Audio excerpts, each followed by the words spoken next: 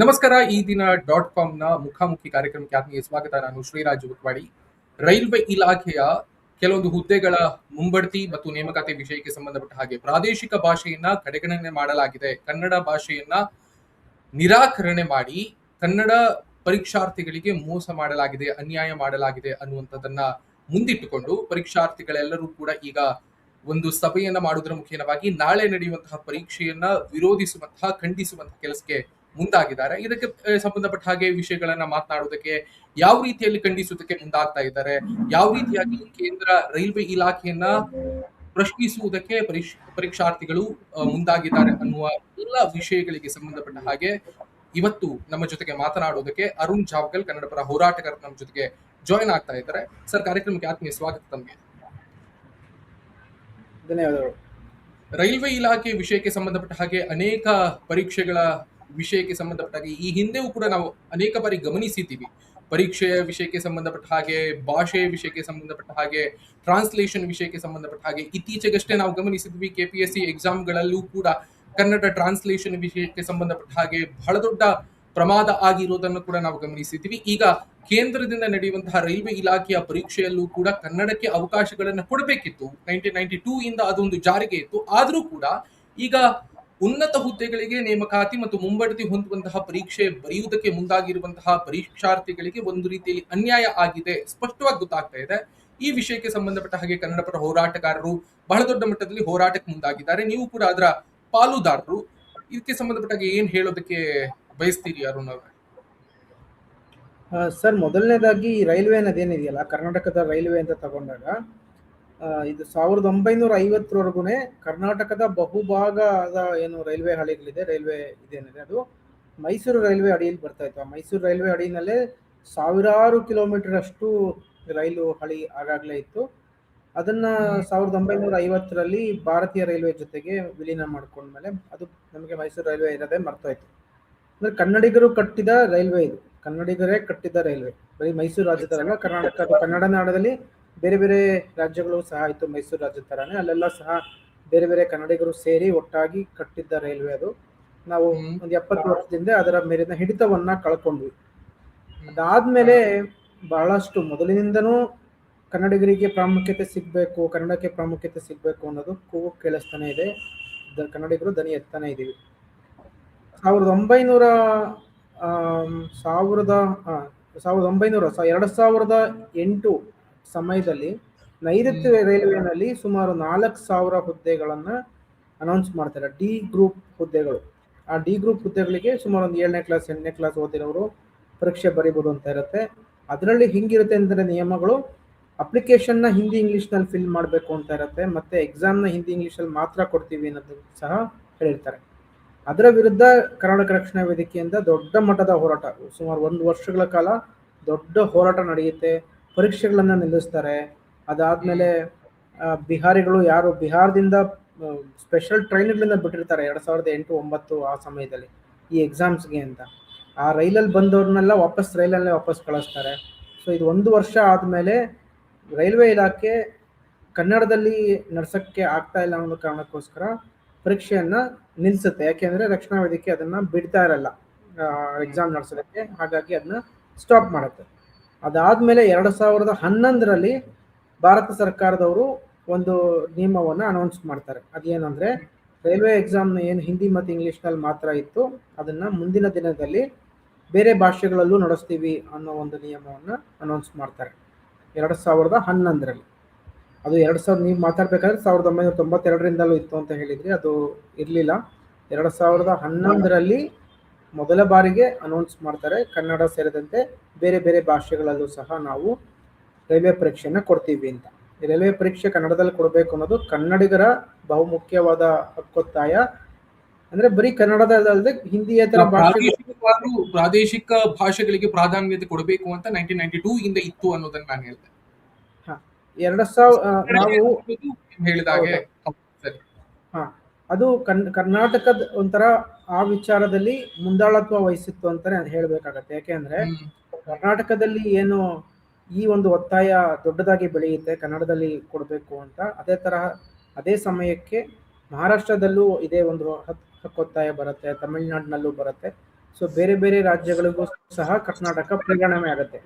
ಕರ್ನಾಟಕ ಯಾವ ತರದಲ್ಲಿ ಪ್ರೇರಣೆ ಆಗುತ್ತೆ ಅಂದ್ರೆ ಆಯಾ ಭಾಷೆಗಳಲ್ಲಿ ಬರೆಯೋದಕ್ಕೆ ಅವಕಾಶ ಕೊಡಬೇಕು ಅನ್ನೋದನ್ನ ಕೇಳೋದಕ್ಕೆ ಒಂದು ಪ್ರೇರಣೆ ಆಗುತ್ತೆ. ಸೊ ಅದೇ ನಿಜವಾದ ಭಾರತೀಯತೆ ಅಲ್ಲ. ತಮ್ಮ ಭಾಷೆಯಲ್ಲಿ ತಮಗೆ ಪರೀಕ್ಷೆಯನ್ನ ಬರೆಯಕ್ಕೆ ಅವಕಾಶ ನಿಜವಾಗಿ ಕಲ್ಪಿಸಿಕೊಡೋದೇ ನಿಜವಾದ ಭಾರತೀಯತೆ. ನಿಜವಾದ ಭಾರತೀಯತೆಗೆ ಪ್ರೇರಣೆ ಕನ್ನಡಿಗರಾಗ್ತೀವಿ. ಸೊ 2011ರಲ್ಲಿ ನಾವು ನಡೆಸಿದ ಹೋರಾಟದಿಂದ ಏನಾಗುತ್ತೆ ಅಂದ್ರೆ ಕೇವಲ ಕನ್ನಡಕ್ಕೆ ಮಾತ್ರ ಅಲ್ಲ, ಎಲ್ಲ ಸ್ಕೆಡ್ಯೂಲ್ 8 ಏನು ಲ್ಯಾಂಗ್ವೇಜಸ್ ಇದೆ 22 ಭಾಷೆಯಲ್ಲೂ ಪರೀಕ್ಷೆ ನಡೆಸ್ತೀವಿ ಅಂತ ಭಾರತ ಸರ್ಕಾರದವರು ಅನೌನ್ಸ್ ಮಾಡ್ತಾರೆ. 2011ರಿಂದ ಇವತ್ತಿನವರೆಗೂ ಸುಮಾರು 15 ವರ್ಷ ಆಯ್ತು. 15 ವರ್ಷದಲ್ಲಿ ಬಹಳಷ್ಟು ಸಮಸ್ಯೆಗಳು ಇಂದಿಗೂ ಎದ್ದು ಕಾಣಿಸ್ತಾ ಇದೆ. ಆದ್ರೆ 15 ವರ್ಷದಲ್ಲಿ ತಂತ್ರಜ್ಞಾನ ಎಷ್ಟು ಮುಂದುವರೆದಿದೆ, ತಂತ್ರಜ್ಞಾನದಲ್ಲಿ ಆಗಿರೋ ಬದಲಾವಣೆಗಳೇನು, ಅಭಿವೃದ್ಧಿಗಳೇನು, ಅದನ್ನೆಲ್ಲ ನಾವು ಲೆಕ್ಕಕ್ಕೆ ಇಟ್ಕೊಂಡ್ರೆ ಕನ್ನಡದಲ್ಲಿ ಪರೀಕ್ಷೆ ನಡೆಸೋದು ಕಷ್ಟದ ಕೆಲಸ ಅಲ್ಲ.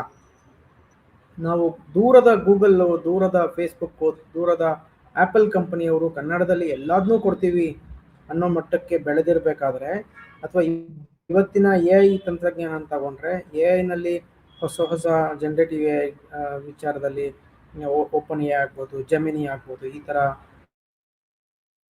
AI ಅಲ್ಲೂ ಸಹ ಕನ್ನಡದಲ್ಲಿ ನಾವು ಮಾತಾಡೋದಕ್ಕಾಗ್ಬೋದು, ಕನ್ನಡದಿಂದ ಉತ್ತರನ ಪಡ್ಕೊಳ್ಳೋದಕ್ಕೆ ಸಾಧ್ಯ ಆಗುತ್ತೆ. ಸೊ ಇದೆಲ್ಲ ಅಂಶಗಳು ಹೊರದೇಶದ ಸಂಸ್ಥೆಗಳಿಗೆ ಸಾಧ್ಯ ಆಗ್ತದೆ. ಆದ್ರೆ ನಾವು ತೆರಿಗೆ ಕೊಟ್ಟು ನಮ್ಮ ನೆಲದಲ್ಲಿ ಕಟ್ಟಿದ್ದ ಸಂಸ್ಥೆಯನ್ನ ಬಿಟ್ಟುಕೊಟ್ಟು ಏನು ಭಾರತೀಯ ರೈಲ್ವೆ ಅಂತ ಈ ಸಂಸ್ಥೆಗೆ ಯಾಕೆ ಸಾಧ್ಯ ಆಗ್ತಾ ಇಲ್ಲ ಅನ್ನೋ ವಿಚಾರ ನಾವು ಪ್ರಶ್ನೆ ಮಾಡ್ಬೇಕಾಗತ್ತೆ. ಇಲ್ಲಿ 2 ಮುಖ್ಯವಾದ ವಿಚಾರಗಳು ಬರುತ್ತೆ. ಒಂದು, ದೊಡ್ಡ ಕಾನೂನಿನ ತೊಡಕು ಅನ್ನೋದು ಒಂದು ಇದೆ. ಅದೇನಂದ್ರೆ ಆರ್ಟಿಕಲ್ 343. ಭಾರತ ಸರ್ಕಾರ ನಡೆಯೋದು ಅಥವಾ ಭಾರತ ಸರ್ಕಾರದ ಸಂಸ್ಥೆ ನಡೆಯೋದು ಆ ಆರ್ಟಿಕಲ್ 343ರ ಆಧಾರದ ಮೇಲೆ. ಅದ್ಯಾವುದು ತ್ರಿಭಾಷಾ ಸೂತ್ರದ ಅನ್ವಯದಲ್ಲಿ ನಡೆಯೋದು. ನಮಗೆ ತ್ರಿಭಾಷಾ ಸೂತ್ರ ಅನ್ನೋ ಒಂದು ಸುಳ್ಳಿನ ಕಂತೆಯನ್ನ ಹೇಳ್ಬಿಟ್ಟು ನಮಗೆ ನಾವು ಕನ್ನಡನೂ ಇಟ್ಕೊಂಡಿದೀವಿ, ಹಿಂದಿನೂ ಇಟ್ಕೊಂಡಿದೀವಿ ಅಂತ ನಮ್ಮ ಹೋರಾಟಗಳನ್ನ ಹತ್ತಿಕ್ಕೋದಕ್ಕೆ ಭಾರತ ಸರ್ಕಾರ ಕಳೆದ 70 ವರ್ಷದಿಂದನೂ ಪ್ರಯತ್ನಗಳನ್ನ ಅಟ್ಲೀಸ್ಟ್ ಅದನ್ನಾದ್ರೂ ಮಾಡ್ಬೇಕಿತ್ತಲ್ಲ, ಅದನ್ನು ಕೂಡ ಮಾಡ್ತಾ ಇಲ್ಲ ಅನ್ನೋದು ಇಲ್ಲಿ ಸ್ಪಷ್ಟವಾಗಿ ಕಾಣಿಸ್ತಾ ಇದೆ ಅಂತ. ಈಗ ತ್ರಿಭಾಷಾ ಸೂತ್ರದ ಇವಾಗ ಇವೆಲ್ಲವೂ ಹೇಳ್ತಾ ಇದ್ದಾರೆ, ಬಟ್ ಅಟ್ಲೀಸ್ಟ್ ಅದನ್ನಾದ್ರೂ ಪರೀಕ್ಷೆಗಳಲ್ಲಿ ಇಂಪ್ಲಿಮೆಂಟ್ ಮಾಡುವಂತ ಮನಸ್ಥಿತಿ ಇರ್ಬೇಕಲ್ಲ. ಇಲ್ಲಿ ಸ್ಪಷ್ಟವಾಗಿ ಗೊತ್ತಾಗ್ತಿರೋದು ಹಿಂದಿ ಆಗ್ತಾ ಇದೆ. ನಾ ಕಾನೂನಿನ ತೊಡಕು ಅಂತ ಹೇಳಿದ್ನಲ್ಲ, ಕಾನೂನಿನಲ್ಲಿ ಎಲ್ಲೂ ಸಹ ತ್ರಿಭಾಷಾ ಸೂತ್ರ ಅಂತ ಎಲ್ಲೂ ಇಲ್ಲ. ಸಂವಿಧಾನದಲ್ಲಿ ಎಲ್ಲೂ ತ್ರಿಭಾಷಾ ಸೂತ್ರ ಅಂತ ಇಲ್ಲ. ಸಂವಿಧಾನದಲ್ಲಿ ಇರೋದು ಹಿಂದಿ ರಾಜಭಾಷೆ ಅನ್ನೋದು ಮಾತ್ರ ಸಂವಿಧಾನದಲ್ಲಿರೋದು. ಸಂವಿಧಾನದಲ್ಲಿ ಕನ್ನಡದಲ್ಲಿ ಆಡಳಿತ ನಡೆಸಬೇಕು ಅಂತ ಇಲ್ಲವೇ ಇಲ್ಲ. ಸೊ ಹಾಗಾಗಿ ಇದು ಒಂದಷ್ಟು ನೋಟಿಫಿಕೇಶನ್ ಆಗಿ ಉಳಿತಾ ಇದೆ ಅಥವಾ ಹೇಳಿಕೆಗಳಾಗಿ ಉಳಿತಾ ಇದೆ. ಮತ್ತೆ ಜೊತೆಗೆ ನಮ್ಮ ಜನಪ್ರತಿನಿಧಿಗಳು ಏನಿದಾರಲ್ಲ, ನಮ್ಮ ರಾಜ್ಯ ಸರ್ಕಾರದಲ್ಲಿರಬಹುದು ಅಥವಾ ಇವತ್ತಿನ ಭಾರತ ಸರ್ಕಾರ ಯಾವುದೇ ಪಕ್ಷದವ್ರು ಇರಬಹುದು, ಎಲ್ಲಾ ಪಕ್ಷದವರು ಯಾವ ತರ ದೆಹಲಿಯ ಹೈಕಮಾಂಡ್ ನ ಏಜೆಂಟ್ಗಳಾಗ್ಬಿಟ್ಟಿದ್ದಾರೆ ಅಂದ್ರೆ ಅವರಿಗೆ ಈ ಕಾನೂನುಗಳನ್ನ ಸರಿ ಮಾಡಬೇಕು ಅನ್ನೋ ನಿಟ್ಟಿನಲ್ಲಿ ಯೋಚನೆ ಮಾಡ್ತಾ ಇಲ್ಲ. ಎಲ್ಲಿವರೆಗೆ 343 ಸರಿ ಹೋಗಿ ಎಲ್ಲಾ ಭಾಷೆಗಳಲ್ಲೂ ಆಡಳಿತ ಭಾಷೆ, ಎಲ್ಲಾ ಭಾಷೆಗಳು ಆಡಳಿತ ಭಾಷೆಯಾಗಿ ಎಲ್ಲಾ ಭಾಷೆಯಲ್ಲೂ ನಾವು ಪರೀಕ್ಷೆ ನಡೆಸ್ತೀವಿ, ಎಲ್ಲಾ ಭಾಷೆಯಲ್ಲೂ ಆಡಳಿತ ನಡೆಸ್ತೀವಿ ಅಂತಾಗ ಈ ಸಮಸ್ಯೆಗಳು ಬರಲ್ಲ. ಇವ್ರು ಏನು ನಿಯಮಗಳನ್ನ ಮಾಡ್ತಾ ಇದಾರೆ, ನಿಯಮಗಳು ಮಾಡ್ಬಿಟ್ಟು ಕನ್ನಡದಲ್ಲಿ ಪರೀಕ್ಷೆ ಕೊಡ್ತೀವಿ ಅಂತ. ರೈಲ್ವೆ ಇಲಾಖೆಯ ರಾಜ್ಯ ಖಾತೆಯ ಸಚಿವರಾಗಿರುವಂತಹ ವಿ ಸೋಮಣ್ಣ ಅವರು ಕೂಡ ನಮ್ಮವರೇ ಆಗಿದ್ದಾರೆ. ಅನೇಕ ಬಾರಿ ಅವ್ರು ಹೇಳಿದ್ದಾರೆ, ನಾವು ಕನ್ನಡಕ್ಕೆ ಪ್ರಾಧಾನ್ಯತೆಯನ್ನ ಕೊಡ್ತೀವಿ, ನಮ್ಮ ಪ್ರಾದೇಶಿಕವಾಗಿ ಇಲ್ಲಿ ರೈಲ್ವೆ ಎಕ್ಸಾಮ್ಸ್ ಗಳನ್ನ ಏನೇನು ಬರಿತಾ ಇದ್ದಾರೋ ಯಾರ್ಯಾರು, ಸೊ ಅವರಿಗೆ ಅನುಕೂಲ ಆಗುವ ರೀತಿಯಲ್ಲಿ ಇಲಾಖೆ ಮಟ್ಟದಿಂದ ಪ್ರಾದೇಶಿಕವಾರು ಭಾಷೆಗಳನ್ನ ನಾವು ಪರೀಕ್ಷೆಯಲ್ಲಿ ಇಂಪ್ಲಿಮೆಂಟ್ ಮಾಡುವಂತ ಕೆಲಸವನ್ನ ನಾವು ಮಾಡ್ತೀವಿ ಅಂತ ಅನೇಕ ಭರವಸೆಗಳನ್ನ ಕೊಟ್ಟರು. ಅದೆಲ್ಲವೂ ಕೂಡ ಹುಸಿ ಆಯ್ತು ಅಂತ. ವಿ ಸೋಮಣ್ಣ ಬೇರೆ ಬೇರೆ ವಿಷಯಗಳ ಬಗ್ಗೆ ಅನೇಕ ಬಾರಿ ಚರ್ಚೆಗಳನ್ನ ಮಾಡ್ತಾರೆ, ಮಾಧ್ಯಮಗಳ ಲೋಗೋಗಳ ಮುಂದೆ ಬಂದು ಹೇಳಿಕೆಗಳನ್ನ ಕೊಡ್ತಾರೆ, ಇದೆಲ್ಲವನ್ನೂ ಕೂಡ ಮಾಡ್ತಾರೆ. ರಾಜ್ಯ ಖಾತೆಯ ರೈಲ್ವೆ ಇಲಾಖೆಯ ಸಚಿವರಾಗಿದ್ದುಕೊಂಡು ಕನ್ನಡದ ಪರೀಕ್ಷಾರ್ಥಿಗಳಿಗೆ ಒಂದು ನ್ಯಾಯವನ್ನು ಒದಗಿಸಿಕೊಡುವಂತ ಕೆಲಸವನ್ನ ಮಾಡುವುದಕ್ಕೆ ಇವತ್ತಿಗೂ ಕೂಡ ಅವ್ರಿಗೆ ಆಗ್ಲಿಲ್ಲ ಅನ್ನೋದು ಇಲ್ಲಿ ಸ್ಪಷ್ಟವಾಗಿ ಗೊತ್ತಾಗ್ತಾ ಇದೆ ಅಲ್ವಾ? ಹೌದು, ಆ ಜಾಗದಲ್ಲಿ ಯಾರಿದ್ರು ಅಷ್ಟೇನೆ, ಸೋಮಣ್ಣ ಅವ್ರು ಇರ್ಬೋದು, ಇನ್ನೊಬ್ರು ಇರ್ಬೋದು, ಮತ್ತೊಬ್ರು ಇರ್ಬೋದು, ಯಾರಿದ್ರು ಸಹ ಸಂವಿಧಾನದಲ್ಲಿ 343ರಲ್ಲಿ ಹಿಂದಿ ಮಾತ್ರ ಆಡಳಿತ ಭಾಷೆ ಆಗಿರೋದ್ರಿಂದ ಮತ್ತೆ ಹಿಂದಿಯ ಜೊತೆ ಇಂಗ್ಲಿಷ್ ಒಂದು ಅಡಿಷನಲ್ ಅಫಿಷಿಯಲ್ ಲ್ಯಾಂಗ್ವೇಜ್ ಆಗಿರೋದ್ರಿಂದ ರೈಲ್ವೆ ಇಲಾಖೆ ನಡೆಯೋದು ಆ ಎರಡು ಭಾಷೆನಲ್ಲೇ. ಈಗ ಏನು ಇವರು ಗೈಡ್ಲೈನ್ಸ್ ನಮ್ಮ ಒತ್ತಡಕ್ಕೆ ಇವತ್ತು ಏನಾಗ್ತಾ ಇದೆ ಅಂದ್ರೆ ಕನ್ನಡ ಪರ ಸಂಘಟನೆಗಳು ಅಥವಾ ರಕ್ಷಣಾ ವೇದಿಕೆಯವರು ಒತ್ತಡ ಹಾಕಿದಾಗ ಏನ್ ಮಾಡ್ತಾರೆ ಅಂದ್ರೆ ಈ ನಮ್ಮ ಜನಪ್ರತಿನಿಧಿಗಳು ಒಂದಷ್ಟು ಗೈಡ್ಲೈನ್ಸ್ ನ ಕೊಡಿಸ್ತಾರೆ ಅಥವಾ ಚಿಕ್ಕ ಚಿಕ್ಕ ಪುಟ್ಟ ರೂಲ್ಸ್ ಗಳನ್ನ ಮಾಡ್ತಾರೆ. ಆದ್ರೆ ಆ ರೂಲ್ಸ್ ನೆಲ್ಲ ಓವರ್ ರೈಡ್ ಮಾಡೋ ತಾಕತ್ತಿರೋದು ಸಂವಿಧಾನದ 343ನ ಆರ್ಟಿಕಲ್ಗೆ. ಆ 343 ಏನ್ ಹೇಳುತ್ತೆ ಅದ್ರ ಮೇಲೆ ಆಡಳಿತ ನಡೆಯುತ್ತೆ, ಅದ್ರ ಮೂಲಕ ನಿಮಗೆ ಪರೀಕ್ಷೆಗಳು ನಡೆಯುತ್ತೆ. ಹೊಣೆ ಈ ಗೈಡ್ಲೈನ್ಸ್ನೆಲ್ಲ ನಾವು ಕೋರ್ಟ್ಗೆ ಹೋದ್ರೂ ಸಹ ನಮ್ಗೇನು ಸಿಗಲ್ಲ. ನಾವು ಕೋರ್ಟ್ಗೆ ಹೋದ್ರೂ ಸಹ ನಮ್ ಕನ್ನಡ ಹೋಗ್ಬಿಟ್ಟು ಕನ್ನಡ ಅಫಿಷಿಯಲ್ ಲ್ಯಾಂಗ್ವೇಜು ಈ ಅಫಿಷಿಯಲ್ ಲ್ಯಾಂಗ್ವೇಜ್ ನ ಆಧಾರದಲ್ಲಿ ನಾವು ಕೊಡ್ತಾ ಇದೀವಿ ಅಂದ್ರೆ ನಮಗೆ ಸುಪ್ರೀಂ ಕೋರ್ಟ್ ನಲ್ಲೂ ಸಹ ನಮಗೆ ಸಿಗಲ್ಲ. ಇದೇ ತರಹದ ಪರಿಸ್ಥಿತಿ ಒಂದು ಕಾನೂನು ರೂಪಿಸೋ ವಿಚಾರದಲ್ಲೂ ಕಳೆದ 4 ವರ್ಷದಿಂದ ಒಂದು ನಡೆದಿತ್ತು. ಪರಿಸರ ಕಾಯ್ದೆ ವಿಚಾರದಲ್ಲಿ ಪರಿಸರ ಕಾಯ್ದೆಯ ಡ್ರಾಫ್ಟ್ ನ ಕೇವಲ ಹಿಂದಿ ಮತ್ತೆ ಇಂಗ್ಲಿಷ್ ನಲ್ಲಿ ಮಾತ್ರ ರಿಲೀಸ್ ಮಾಡ್ತಾರೆ ಇದೇ ಭಾರತ ಸರ್ಕಾರದವರು. ಆಮೇಲೆ ಹೈಕೋರ್ಟ್ ನಲ್ಲಿ ಒಂದಷ್ಟು ಜನ ಕ್ವೆಶನ್ ಮಾಡ್ತಾರೆ, ಅದನ್ನ ಸುಪ್ರೀಂ ಕೋರ್ಟ್ ನಲ್ಲಿ ಭಾರತ ಸರ್ಕಾರ ಡಿಫೆಂಡ್ ಮಾಡ್ಕೊಳುತ್ತೆ. ಏನಂತ, ನಮ್ಮ ಆಡಳಿತ ಭಾಷೆ ಹಿಂದಿ ಇಂಗ್ಲಿಷ್ ಮಾತ್ರ, ಹಾಗಾಗಿ ನಾವು ಡ್ರಾಫ್ಟ್ ಏನಿದೆ ಅದನ್ನ ಪಬ್ಲಿಕ್ಗೆ ಬರೀ ಹಿಂದಿ ಇಂಗ್ಲಿಷ್ ಅಲ್ಲಿ ಮಾತ್ರ ರಿಲೀಸ್ ಮಾಡ್ತೀವಿ, ನಾವು ಬೇರೆ ಭಾಷೆಯಲ್ಲಿ ರಿಲೀಸ್ ಮಾಡಬೇಕು ಅಂತ ಯಾವುದೇ ಸಾಂವಿಧಾನಿಕ ವಿಚಾರಗಳು ಇಲ್ಲ ಅಥವಾ ಸಂವಿಧಾನದಲ್ಲಿ ಯಾವುದೇ ಆ ತರದ ಅಂಶಗಳಿಲ್ಲ, ನಾವು ಮಾಡಿರೋದು ಸರಿ ಅಂತ ಡಿಫೆಂಡ್ ಮಾಡ್ಕೊಳುತ್ತೆ ಭಾರತ ಸರ್ಕಾರ. ಸೊ ಈ ತರ ಪರಿಸ್ಥಿತಿನಲ್ಲಿ ಈ ಜಾಗದಲ್ಲಿ ಸೋಮಣ್ಣ ಅವ್ರು ಇರ್ಲಿ, ಇನ್ನೊಬ್ರು ಇರ್ಲಿ, ಮತ್ತೊಬ್ರು ಇರ್ಲಿ, ಅವ್ರು ಯಾರಿಗೂ ಫಸ್ಟ್ ಆಫ್ ಆಲ್ ಅವ್ರು ಯಾರಿಗೂ ಸ್ವಾಭಿಮಾನನೇ ಇಲ್ಲ, ಅದನ್ನ ಪ್ರಶ್ನೆ ಮಾಡಬೇಕು ಇಲ್ಲ. ಅವರು ಮಾತನಾಡೋದಕ್ಕೆ ಅವರ ಇಲಾಖೆ ಜವಾಬ್ದಾರಿಯನ್ನು ವಹಿಸಿಕೊಂಡಿರುವಂತಹ ಸಂದರ್ಭದಲ್ಲಿ ಹೇಳಿದ್ರು, ನಮ್ಮ ನೈಋತ್ಯ ರೈಲ್ವೆ ಮಾರ್ಗಗಳಿಗೆ ಸಂಬಂಧಪಟ್ಟ ಹಾಗೆ ಬೇರೆ ಬೇರೆ ಅನುಕೂಲಗಳನ್ನ ನಾನು ಮಾಡಿಕೊಡೋದಕ್ಕೆ ಪ್ರಯತ್ನ ಮಾಡ್ತೀನಿ ಅನ್ನೋದನ್ನ ಹೇಳುವುದರ ಜೊತೆಗೆ ಈ ಪರೀಕ್ಷೆ ವಿಷಯಕ್ಕೆ ಸಂಬಂಧಪಟ್ಟ ಹಾಗೆಯೂ ಕೂಡ ಹೌದು, ಪ್ರಾದೇಶಿಕ ಭಾಷೆ ಕನ್ನಡ ಇದೆ, ಇಲ್ಲಿ ಪರೀಕ್ಷೆಗಳನ್ನ ಬರೆಯುವುದಕ್ಕೆ ಕನ್ನಡದಲ್ಲಿ ಅನುಕೂಲ ಮಾಡಿಕೊಡುವಂತ ಎಲ್ಲಾ ಪ್ರಯತ್ನವನ್ನ ನಾನು ಕೇಂದ್ರ ರೈಲ್ವೆ ಇಲಾಖೆ ಸಚಿವರ ಜೊತೆಗೆ ಮಾತನಾಡ್ತೀನಿ, ಇಲಾಖಾ ಮಟ್ಟದಲ್ಲಿ ಅದಕ್ಕೆ ಒಂದು ಏನು ಅಧಿಸೂಚನೆಯನ್ನ ಹೊರಡಿಸ್ತೀನಿ ಅನ್ನುವಂತಹ ಮಾತುಗಳನ್ನ ಇದೇ ವಿ ಸೋಮಣ್ಣ ಅವ್ರು ಹೇಳಿರೋದು ತಾನೆ. ಅಥವಾ ವಿ ಸೋಮಣ್ಣ ಇರ್ಲಿ ಅಥವಾ ಈ ಹಿಂದೆ UPA ಗವರ್ಮೆಂಟ್ ಅಲ್ಲಿ ಇದ್ದಾಗ ಸಂದರ್ಭದಲ್ಲಿ ಅಲ್ಲಿನ ಸಚಿವರಾಗಿರ್ಲಿ ಯಾರು ಕೂಡ ಆ ರೀತಿಯ ಪ್ರಯತ್ನವನ್ನ ಮಾಡಿಲ್ಲ ಅಂತ. ನಿರಂತರವಾಗಿ ಇಲ್ಲಿ ಸೋಲು ಅನುಭವಿಸ್ತಿರೋರು ಯಾರು? ಪರೀಕ್ಷಾರ್ಥಿಗಳು ಅಂತ. ಇವರು ಯಾವುದೇ ಪಕ್ಷ ಇರ್ಲಿ, ನಮ್ಮ ಜನಪ್ರತಿನಿಧಿಗಳು ಏನಿದ್ದಾರೆ ಅವರು ದೆಹಲಿಯ ಹೈಕಮಾಂಡ್ ನ ಗುಲಾಮರು ಅಷ್ಟೇನೆ. ಅವ್ರಿಗೆ ಯಾರಿಗೂ ಸ್ವಾಭಿಮಾನನೂ ಇಲ್ಲ, ಏನೂ ಇಲ್ಲ. ಮೋದಿ ಇದ್ರೆ ಮೋದಿ ಜಪ ಮಾಡ್ತಾರೆ, ಇನ್ನೊಬ್ರು ಮೊದ್ಲು ಇನ್ನೊಂದು ಜಪ ಮಾಡ್ತಾ ಇದ್ರು, ಇವಾಗ ಇರೋರು ಮೋದಿ ಜಪ ಮಾಡ್ತಾರೆ, ಮುಂದೇನು ಸಹ ಅದೇ ಮುಂದುವರ್ಕೊಂಡು ಹೋಗುತ್ತೆ ಹೊರತಾನೆ. ಇವ್ರು ಸೋಮಣ್ಣ ಅವರು ಒಂದು ಅನೌನ್ಸ್ ಮಾಡ್ತಾರೆ ಕನ್ನಡದಲ್ಲಿ ನಾವು ಪರೀಕ್ಷೆ ಕೊಡ್ತೀವಿ ಅಂತ, ಅದ್ರ ನೆಕ್ಸ್ಟ್ ಡೇ ಬಿಜೆಪಿ ಅವರೆಲ್ಲ ಬರ್ಕೋತಾರೆ ಏನಂತಂದ್ರೆ ಕನ್ನಡದಲ್ಲಿ ಪರೀಕ್ಷೆ ಬರೆಯಕ್ಕೆ ಅವಕಾಶ ಕೊಟ್ಟ ನರೇಂದ್ರ ಮೋದಿ ಅವರಿಗೆ ಧನ್ಯವಾದ ಅಂತ ಬರ್ಕೋತಾರೆ. ಯಾಕೆ ಇವತ್ತು ನರೇಂದ್ರ ಮೋದಿ ಅವರು ಅವಕಾಶ ಕೊಟ್ಟಿದ್ದಾರೆ, ಇವರೆಲ್ಲ ಎಲ್ಲೋಗಿದ್ದಾರೆ? ಮುಖ್ಯವಾಗಿ ಇನ್ನೊಂದು ಮುಖ್ಯವಾದ ಪ್ರಶ್ನೆ ಏನಂದ್ರೆ, ಹೌದು ಅವ್ರಿಗೆ ಬೇಕಾಗಿಲ್ಲ, ಯಾರಿಗೆ ನರೇಂದ್ರ ಮೋದಿಗೂ ಕನ್ನಡ ಬೇಕಾಗಿಲ್ಲ, ಅಮಿತ್ ಶಾಗೂ ಕನ್ನಡ ಬೇಕಾಗಿಲ್ಲ, ಅಶ್ವಿನ್ ವೈಶಾಖ್ ಬೇಕಾಗಿಲ್ಲ. ಆದ್ರೆ ಕಳೆದ ಒಂದು ತಿಂಗಳಿಂದ ಪತ್ರಿಕೆಗಳಲ್ಲಿ ಕನ್ನಡ ಕೈಬಿಟ್ಟಿದ್ದಾರೆ ರೈಲ್ವೆನಲ್ಲಿ ಅಂತ ಹೇಳ್ತಾನೆ ಇದ್ದಾರೆ. ನಮ್ಮಲ್ಲಿ ಇವತ್ತು ಕಾಂಗ್ರೆಸ್ನ ಸರ್ಕಾರ ಆಡಳಿತದಲ್ಲಿದೆ, ನಾವು ಬಹಳಷ್ಟು ಜನ ಕನ್ನಡ ರಾಮಯ್ಯ ಅಂತ ಕರ್ಕೋತಾರೆ ಸಿದ್ದರಾಮಯ್ಯ ಅವ್ರನ್ನ. ಯಾಕೆ ಸಿದ್ದರಾಮಯ್ಯ ಅವ್ರಿಗೆ ಒಂದು ಪತ್ರ ಬರೀಬೇಕು ಅಂತ ಅನ್ಸಿಲ್ಲ? ಯಾಕೆ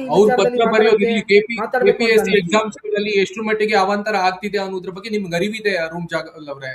ಈ KPSC ಪ್ರೊಬೇಷನರಿ ಎಕ್ಸಾಮ್ಸ್ ಗಳಿರ್ಲಿ ಅಥವಾ ಪರೀಕ್ಷಾ ಪ್ರಾಧಿಕಾರದ ಎಕ್ಸಾಮ್ಸ್ ಗಳಿರ್ಲಿ, ಆಯೋಗದ ನಡೆಸುವಂತ ಪರೀಕ್ಷೆಗಳಲ್ಲಿ ಕನ್ನಡದ ಭಾಷಾಂತರ ಎಷ್ಟರ ಮಟ್ಟಿಗೆ ಹದಗೆಟ್ಟಿದೆ ಅನ್ನುವುದು ಇಲ್ಲಿ ಬಹಳ ಮುಖ್ಯವಾದಂತ ಪ್ರಶ್ನೆ ಆಗುತ್ತೆ. ಸಿದ್ದರಾಮಯ್ಯನವರ ಪ್ರಶ್ನೆ ಬಿಡಿ, ಈ ಬಿಜೆಪಿ ಅವ್ರು ನೀವು ಉಲ್ಲೇಖ ಮಾಡಿದ್ರಿ, ವಿ ಸೋಮಣ್ಣ ಅವರು ಕನ್ನಡದಲ್ಲಿ ಪರೀಕ್ಷೆಯನ್ನು ಬರೆಯೋದಕ್ಕೆ ನಾವು ಅವಕಾಶವನ್ನು ಮಾಡಿಕೊಡ್ತೀವಿ ಅಂತ ಹೇಳಿದಾಗ ಎಲ್ಲ ಇದ್ದ ಬದ್ದ ಎಲ್ಲ ಸಾಮಾಜಿಕ ಜಾಲತಾಣಗಳಲ್ಲಿ ಪೋಸ್ಟ್ ಹಾಕೊಂಡ್ರಲ್ಲ, ಮೋದಿ ಅವರಿಗೆ ಧನ್ಯವಾದ ಅಂತ. ಈಗ ಎಲ್ಲಿದ್ದಾರೆ ಈ ಬಿಜೆಪಿ ನಾಯಕರೆಲ್ಲ? ಆರ್ ಅಶೋಕ್ ಎಲ್ಲಿದ್ದಾರೆ? BY ವಿಜಯೇಂದ್ರ ಎಲ್ಲಿದ್ದಾರೆ? ಅಥವಾ ಚಲವಾದಿ ನಾರಾಯಣ ಸ್ವಾಮಿ ಅವರು ಎಲ್ಲಿದ್ದಾರೆ? ಮೊನ್ನೆ KPSC ಎಕ್ಸಾಮ್ ಏನೋ ಪ್ರತಿಭಟನಾಕಾರರು ಪರೀಕ್ಷಾರ್ಥಿಗಳು ಪ್ರತಿಭಟನೆ ಮಾಡಿದಿರುವಂತಹ ಸಂದರ್ಭದಲ್ಲಿ ಇವರೆಲ್ಲ ಅಲ್ಲಿ ಹೋಗಿ ನಾವು ಅವ್ರ ಜೊತೆಗೆ ಇರ್ತೀವಿ ಅಂತ ಇಲ್ಲಿ ಕನ್ನಡದ ಎಕ್ಸಾಮ್ಸ್ ಗಳು ಈ ರೀತಿಯಾಗಿ ಹದಗೆಡುತ್ತೆ ಅನ್ನುವುದಾಗಿ ಕಾಂಗ್ರೆಸ್ ಸರ್ಕಾರದ ವಿರುದ್ಧವಾಗಿ ನಿಲ್ಲುವಂತಹ ಬಿಜೆಪಿಯ ನಾಯಕರು ತಮ್ಮದೇ ಸರ್ಕಾರವನ್ನ ಪ್ರಶ್ನಿಸುವಂತಹ ಮನಸ್ಥೈರ್ಯ ಯಾಕಿಲ್ಲ ಅವರಿಗೆ, ಅಥವಾ ಆ ಧೈರ್ಯ ಯಾಕಿಲ್ಲ? ಇಲ್ಲಿನ ಸಂಸದರು ಇಲ್ವಾ? ಇಲ್ಲಿನ ಬಿಜೆಪಿಯ ಸಂಸದರು ಇಲ್ವಾ? ಕಾಂಗ್ರೆಸ್ನ ಸಂಸದರು ಇಲ್ವಾ? ಅಥವಾ ಬೇರೆ ಪಕ್ಷದ ಸಂಸದರು ಇಲ್ವಾ? ಅವರಿಗೆಲ್ಲ ಪ್ರಶ್ನೆ ಮಾಡುವುದಕ್ಕೆ ಏನಾಗಿದೆ? ಗಂಟಲಿಗೆ ಯಾರು ಕೋಲ್ ಹಾಕಿದಾರ ಇವರಿಗೆ? ಇವರೆಲ್ಲರೂ ವಾಪಸ್ ಬರ್ತಾರೆ. ಇನ್ನೊಂದು 3-4 ದಿನದಲ್ಲಿ ಎಲ್ಲ ಆಚೆ ಬರ್ತಾರೆ. ಯಾಕೆ ಅಂದ್ರೆ ಇವತ್ತಿಗಾಗಲೇ ರಕ್ಷಣಾ ವೇದಿಕೆಯಿಂದ ದೊಡ್ಡ ಹೋರಾಟದ ಕರೆಯನ್ನ ಕೊಡಲಾಗಿದೆ. ಅದ್ರ ಮೂಲಕ ದೊಡ್ಡ ಹೋರಾಟ ನಡೆಯುತ್ತೆ, ನಾಳೆ ನಡೆಯುತ್ತೆ. ರೈಲ್ವೆ ಇಲಾಖೆ ಅದನ್ನು ವಾಪಸ್ ತಗೊಳುತ್ತೆ, ಪರೀಕ್ಷೆಯನ್ನು ವಾಪಸ್ ತಗೊಳುತ್ತೆ. ಕನ್ನಡದಲ್ಲಿ ಎಕ್ಸಾಮ್ ನಡೆಸ್ತೀವಿ ಅಂತ ಹೇಳಿಕೆ ಕೊಡ್ಲೇಬೇಕಾಗತ್ತೆ. ಆ ತರ ಪರಿಸ್ಥಿತಿ ನಿರ್ಮಾಣ ಆಗತ್ತೆ. ಆ ನಿರ್ಮಾಣ ಆದ ಸಂದರ್ಭದಲ್ಲಿ ನೀವ್ ಯಾರ್ಯಾರ ಹೆಸರು ಹೇಳಿದ್ರಲ್ಲ ಅವರೆಲ್ಲ ಆಚೆ ಬರ್ತಾರೆ. ಬಂದ್ಬಿಟ್ಟು ನರೇಂದ್ರ ಮೋದಿಗೆ ಧನ್ಯವಾದಗಳು ಅಂತ ಹೇಳ್ತಾರೆ.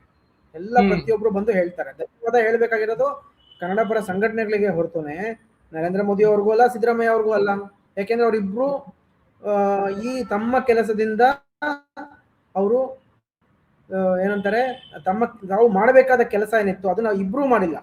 ಭಾರತ ಸರ್ಕಾರದವರು ಮಾಡಿಲ್ಲ, ರಾಜ್ಯ ಸರ್ಕಾರನೂ ಮಾಡಿಲ್ಲ. ಯಾಕೆಂದ್ರೆ ರಾಜ್ಯ ಸರ್ಕಾರ ಕೂಡ ಭಾರತ ಸರ್ಕಾರ ಏನಾದ್ರೂ ಒಂದು ತಪ್ಪು ನಡೆಯನ್ನ ಮಾಡಿದಾಗ ಅಥವಾ ಕರ್ನಾಟಕ ಸರ್ಕಾರ ಏನೋ ತಪ್ಪು ಹೆಜ್ಜೆ ಇಟ್ಟಾಗ ಭಾರತ ಸರ್ಕಾರದವರು ಪ್ರಶ್ನೆ ಮಾಡ್ತಾರಲ್ವಾ? ಯಾಕೆ ಕರ್ನಾಟಕ ಸರ್ಕಾರದವರು ಭಾರತ ಸರ್ಕಾರದ ಸಬಾರ್ಡಿನೇಟ್ಸ್ ಅಲ್ಲ ನಾವು? ಕನ್ನಡಿಗರ ಹಕ್ಕನ್ನ, ಕನ್ನಡಿಗರ ಹಿತವನ್ನ ಕಾಪಾಡೋ ಕೆಲಸ ಯಾರ್ದು? ಕರ್ನಾಟಕ ಸರ್ಕಾರದ್ದು. ರೈಲ್ವೆ ಇಲಾಖೆ ಕರ್ನಾಟಕ ಸರ್ಕಾರದ ಅಡಿಯಲ್ಲಿ ಇಲ್ಲ ಅಂದ ಮಾತ್ರಕ್ಕೆ ಭಾರತ ಸರ್ಕಾರದವ್ರು ಅವ್ರಿಗೆ ಇಷ್ಟ ಬಂದಂಗೆ ಕಾನೂನುಗಳು ಮಾಡ್ಬೋದು, ಅವ್ರಿಗೆ ಇಷ್ಟ ಬಂದಂಗೆ ನಡ್ಕೋಬಹುದು ಅಂತ ಅಲ್ಲ. ಬಹುತೇಕ ಯೋಜನೆಗಳಾಗಿ ಕರ್ನಾಟಕ ಸರ್ಕಾರ ಪ್ರಶ್ನೆ ಉದ್ಭವ ಆಗುತ್ತೆ. ಏನು ಕೇಳಿದ್ರೆ, ಇಲ್ಲಿ ಮುಂಬಡ್ತಿಯನ್ನ ಬಯಸುವಂತಹ ಪರೀಕ್ಷಾರ್ಥಿಗಳು ಅವರು ಮುಂಬಡ್ತಿಯನ್ನ ಪಡಿಬಾರದು ಅನ್ನುವಂತಹ ಉದ್ದೇಶವೋ, ಅಥವಾ ಕನ್ನಡದ ಅಥವಾ ದಕ್ಷಿಣ ಭಾರತದ ಪರೀಕ್ಷಾರ್ಥಿಗಳು ಈ ಪರೀಕ್ಷೆಯಲ್ಲಿ ಬರೆದು ಪಾಸ್ ಆಗಿ ಆ ಹುದ್ದೆಯನ್ನ ಅಲಂಕರಿಸಬಾರದು ಅನ್ನುವಂತಹ ಹಿಡನ್ ಅಜೆಂಡವೋ ಅನ್ನೋದು ಇಲ್ಲಿ ಸ್ಪಷ್ಟವಾದ ಪ್ರಶ್ನೆ ಉದ್ಭವ ಆಗುತ್ತೆ. ಜೊತೆಗೆ ಈ ಹಿಂದಿ ಹೇರಿಕೆಯನ್ನ ನಿರಂತರವಾಗಿ ಇವರು ಸ್ಲೋಲಿ ಮಾಡ್ತಾ ಇರೋದು ಸ್ಪಷ್ಟವಾಗಿ ಗೊತ್ತಾಗ್ತಾ ಇದೆಯಲ್ಲ. ಹೌದು, ಅದೇ ಹಿಂದಿ ಹೇರಿಕೆಯಲ್ಲಿ ಒಂದು ಮುಖ್ಯವಾದ ಅಂಶ ಏನಂದ್ರೆ ಹಿಂದಿ ಅವರಿಗೆ ಸ್ಪೆಷಲ್ ಸ್ಟೇಟಸ್ ಕೊಡೋದು. ಹಿಂದಿ ಹೇರಿಕೆಯಿಂದ ಬಂದಾಗ ಹಿಂದಿ ಅವರಿಗೆ ಸ್ಪೆಷಲ್ ಸ್ಟೇಟಸ್ ಕೊಡೋದು.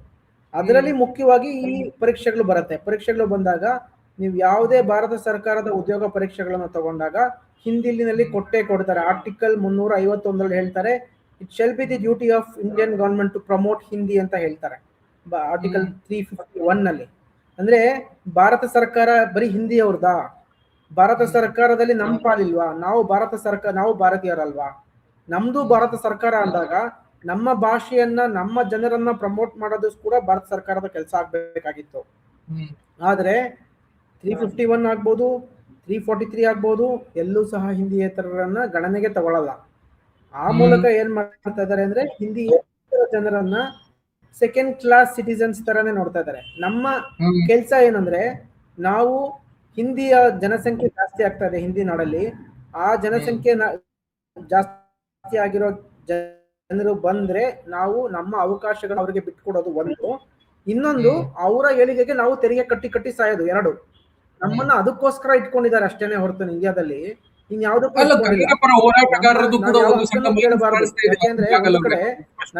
ಏನ್ ಕೇಳಿದ್ರೆ, ಕನ್ನಡ ಪರ ಸಂಘಟನೆಯ ಕಾರ್ಯಕರ್ತರದ್ದು, ಹೋರಾಟಗಾರರದ್ದು ಕೂಡ ಒಂದು ಸಣ್ಣ ತಪ್ಪು ನನಗೆ ಇಲ್ಲಿ ಸ್ಪಷ್ಟವಾಗಿ ಕಾಣಿಸ್ತಾ ಇದೆ. ನೋಡಿ, ಈಗ ಪರೀಕ್ಷೆಗೆ ಕನ್ನಡದ ಅಥವಾ ಪ್ರಾದೇಶಿಕವಾರು ಪರೀಕ್ಷೆಗಳನ್ನ ನಡೆಸಬೇಕು ಅನ್ನುವಂಥದ್ದನ್ನ ನೀವು ಬೇಡಿಕೆ ಇಟ್ರಿ. ಅವರೊಂದೇನೋ ಒಂದು ಹುಸಿ ಭರವಸೆಯನ್ನ ನೀಡಿದ್ರು. ಭರವಸೆ ನೀಡಿದ ತಕ್ಷಣ ನಿಮ್ಮ ಹೋರಾಟವನ್ನ ನಿಲ್ಲಿಸ್ಬಿಟ್ರಿ. ಆಮೇಲೆ ಪರೀಕ್ಷೆಗೆ 1-2 ದಿನ ಇರುವಾಗ ಇನ್ನೊಂದು ಯಾವುದೋ ಒಂದು ನೋಟಿಫಿಕೇಶನ್ ಬಿಟ್ಬಿಡ್ತಾರೆ. ಅದಾದ್ಮೇಲೆ ನೀವು ಮತ್ತೆ ಎಚ್ಚೆತ್ಕೊಳ್ತೀರಿ. ಆಮೇಲೆ ಒಂದ್ ಸ್ವಲ್ಪ ದಿನಗಳ ಕಾಲ ಹೋರಾಟ ಮಾಡ್ತೀರಿ, ಮತ್ತೆ ಮುಗಿಸ್ತೀರಿ. ಇದನ್ನ ಕಾನೂನಾತ್ಮಕವಾಗಿ, ಸಂವಿಧಾನಾತ್ಮಕವಾಗಿ ಹೋರಾಟ ನಡೆಸುವಂತಹ ಪ್ರಯತ್ನವನ್ನು ನೀವು ಇದುವರೆಗೂ ಕೂಡ ಮಾಡಿಲ್ಲ.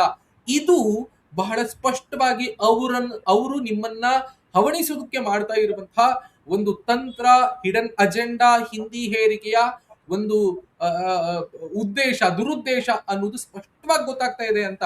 ನೀವು ಕನ್ನಡ ಪರ ಹೋರಾಟಗಾರರು ಈಗ ನಾಳೆ ಪರೀಕ್ಷೆಯನ್ನ ತಡೆಯುವಂತಹ ಪ್ರಯತ್ನವನ್ನ ಮಾಡ್ತೀರಿ, ಪರೀಕ್ಷೆಯನ್ನ ನಡೆಸುವುದಕ್ಕೆ ಬಿಡ್ತಾ ಇಲ್ಲ ಅನ್ನುವುದನ್ನ ಈಗಾಗಲೇ ನೀವು ಪತ್ರಿಕಾಗೋಷ್ಠಿಗಳನ್ನ ನಡೆಸಿ ನೀವು ಹೇಳಿದ್ದೀರಿ.